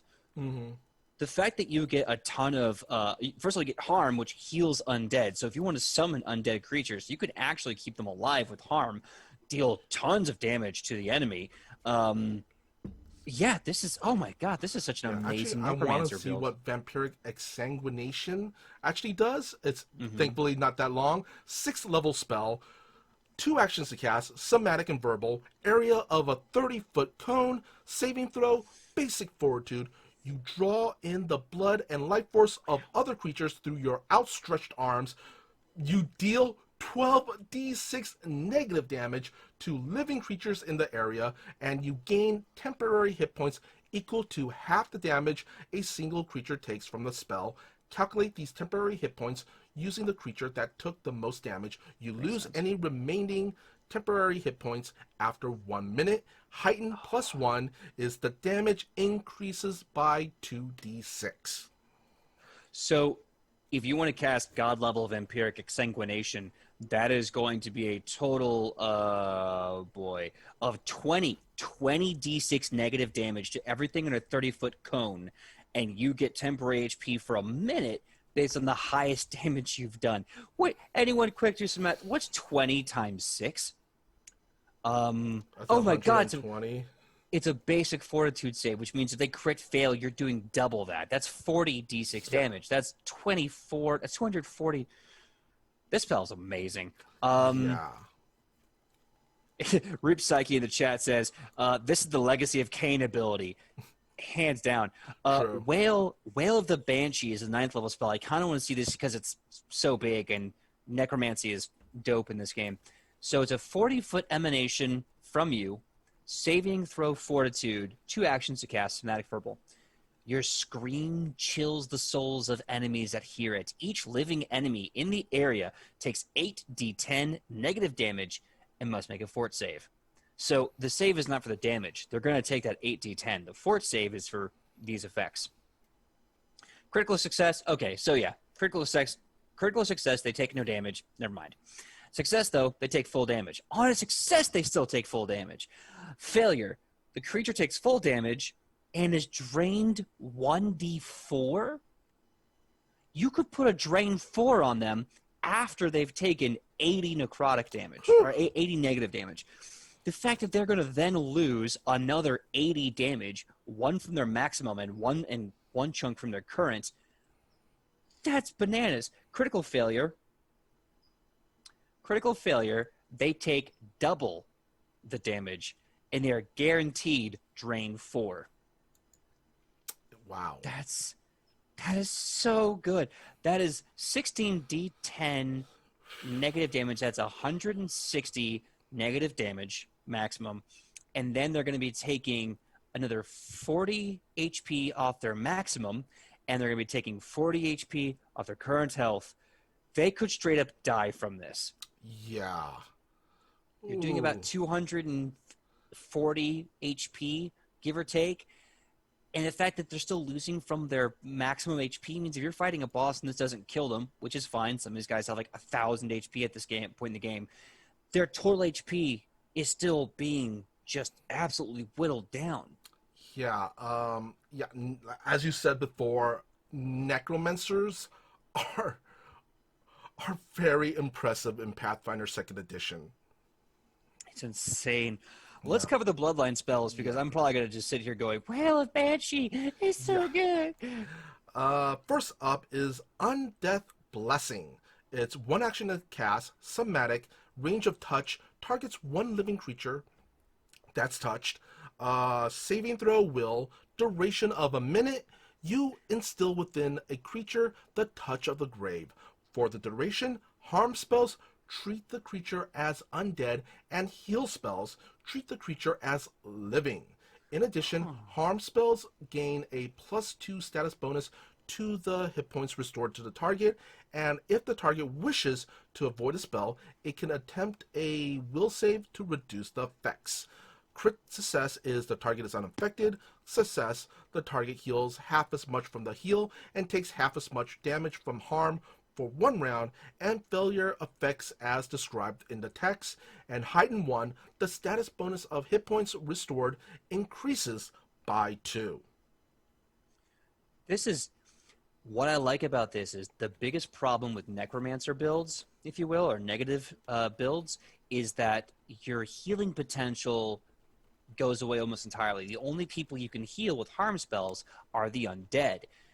With Undeath's Blessing, you're getting a massive boost to healing your undead compatriots, but you're still getting the ability to cast the harm spell as if it was a heal spell.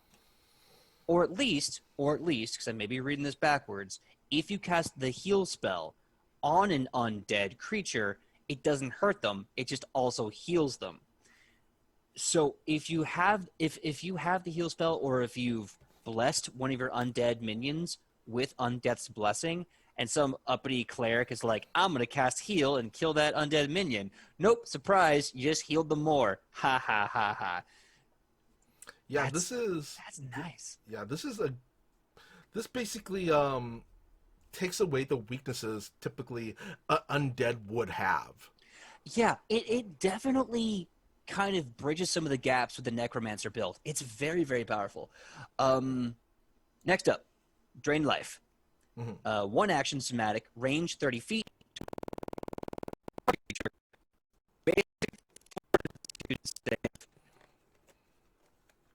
And pull the energy from another creature into yourself. It deals 3d4 negative damage. The target must attempt a basic fortitude save. You gain temporary hit points equal to the damage the target takes, after resolving its save and applying your blood magic if possible. If the target's hit points were lower than the damage you dealt, you gain temporary hit points equal to the remaining hit points instead. The temporary hit points last for 1 minute. Heightened for 1 level increases by 1d4, meaning at level 20, this gives you 10d4 negative damage and about 40 potential temporary hit points. And that's on a normal save. This is not on a critical fail that doubles all of that. Yeah, not bad. Our last Bloodline spell is called Grasping Grave. 2 actions to cast, somatic and verbal, range of 60 feet, area of 20-foot radius on the ground, saving throw, reflex. Hundreds of skeletal arms erupt from the ground in the area, clawing at creatures within and attempting to hold them in place. The skeletal arms deal 66 slashing damage. Each creature in the area must attempt a reflex save. Crit success, the creature is unaffected. Success, the creature takes half damage. Failure, the creature takes full damage and a minus 10-foot circumstance penalty to its speeds for 1 round. Crit fail, the creature takes double damage and is immobilized for 1 round until it escapes. Heighten, the damage increases by 2d6. So this is basically a really great necrotic damaging. What's that spell called? The druid spell that has the plants hold you down. Yeah. I'm blanking on it. What's great about this is that at level 10, the maximum damage on this bad boy is going to be about 16d6. 16d6 damage for a spell that lasts. How long does this thing last for? It says 1 round, but the thing is, it says if they critical fail, they take double damage. Oh, I see. They take double damage, but the immobilization lasts for 1 round until it escapes. Still, that's a 16d6, 20-foot radius area, and there's a really good penalty to either going to lose an action a round or they're just going to lose rounds. It's Undead Tanglefoot. Yeah, it's an undead super steroid Tanglefoot. This Grasping Grave is definitely worth investing in for any build. It's insane. The blood magic for the undead bloodline is necromantic energy flows through you or one target. Either you gain temporary hit points equal to the spell's level for 1 round, or a target takes 1 negative damage per spell level. If the spell already deals initial negative damage, combine this with the spell's initial damage before determining weaknesses and resistance. So either you could heal yourself or really put the hurt on somebody. Yeah, this undead build is very fascinating because it seems like the whole shtick about this, the entire thing, aside from, like, of course, raising undead, buffing and healing undead, is also doing a ton of damage to your enemy and then using either that damage or something else to give yourself this massive HP buffer. I gotta be honest, as much as undead sounds gross to me, like, oh, I would never want to play an undead sorcerer, mechanically speaking, it's extremely powerful. I'm constantly giving myself anywhere between 10, 40, and 100 buffer of HP. I'm constantly dealing anywhere between like 30 and 180 like necrotic damage, and on top of that, I'm just throwing out undead minions. And healing yourself. Well, sort of, kind of. You're not exactly healing yourself. You're giving yourself temp HP, which is like basically like an overshield of HP. Yeah. It's still buffering. good though. You're because, buffering like, yourself. Yeah, you're giving that buffer. So, this is tough because, like, looking at all these bloodlines, the elemental for the amazingly powerful blaster caster, the dragon for the amazingly powerful like defensive caster, the angelic caster that is super good at healing, and then of course the hag, which is too powerful. And I have no complaints, Paizo. Good on you. But oh my God, is the hag a powerful bloodline? Yeah. So, are those your picks for bloodlines? I think I have to choose hag number 1 because that permanency on almost all their spells is insane, and then angelic because the healing potential. Undead and Psychopomp are very close. They are so good. And then last but not least, I think elemental for that blaster caster. When you just absolutely gotta throw a bunch of math rocks at a problem. My picks would be definitely hag for the same reasons. It's the fact that at least 5 of their granted spell is basically permanent. Then it would be Fey for just all that area of control and utility, and then it would be Diabolic. Yeah, the devil one. I know you really want to do a spin-off of Rufa, King of Hell. Yeah. That's a good way to do it. Yeah. Jump in the chat, seeing Penguin Witch Doctor. Thank you so much for joining us. Unfortunately, we are close to the end here, but you're right. Storm of Vengeance is the best. We were talking about that with, I believe, the Elemental one. That's massive narrative control. And if you didn't see the hag, Penguin Witch Doctor, check it out. It's insane. Oh, yeah. The hag, I think, is both on our list for just, I think, the most powerful, at this point. Well, it's definitely strong. I think, because here's what's really fun, people. Looking at the different bloodlines, there's definitely different builds you can do. The Shadow one, really great combo with the Rogue for some great sneak attack setups. Elemental, honestly, just stay full Sorcerer for that. All those damages are going to be great. But the hag is like narrative control because you're permanently affecting PCs or NPCs. You're basically changing their story. And that's what's problematic. That's what's powerful about it. It's not because you're throwing a bunch of dice at a face. It's not because you're having like, it's so much harder for you to do basic stuff. No, it's like, guess what? Everyone hates you. You're going to die alone. And that's the bottom line because Hag Cold said so. If you want to be petty as hell with a capital petty, definitely go hag because you're essentially get to have at least a quarter of the narrative control of a GM. It's nasty. It's nasty. Yeah. But without further ado, thank you for all you legends and troopers dealing with part 2 of the Sorcerer, the Bloodlines. Next week, we're going to get back with our Sorcerer deep dive. We're going to go back to the traits because we kind of had to do an entire episode and a half just about these amazing Bloodlines and builds. When we get back, we're going to finish traits. We're going to see what we can do with feats, and we're going to really work on what kind of amazing builds for Sorcerers that you can do. Because as we've already seen, the sky's the limit. Sorcerers are so incredible. I'm already taking a peek at the feat list for Sorcerer.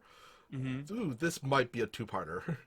Yeah, no, they are dummy thick with feats. So I think what we're going to do is we're going to knock out the traits. We're going to get the feats started. We might have to make this a 4-parter, but either way, when this is done, I think we'll all be amazingly armed to create some of the most powerful sorcerers the world has ever seen. Yeah.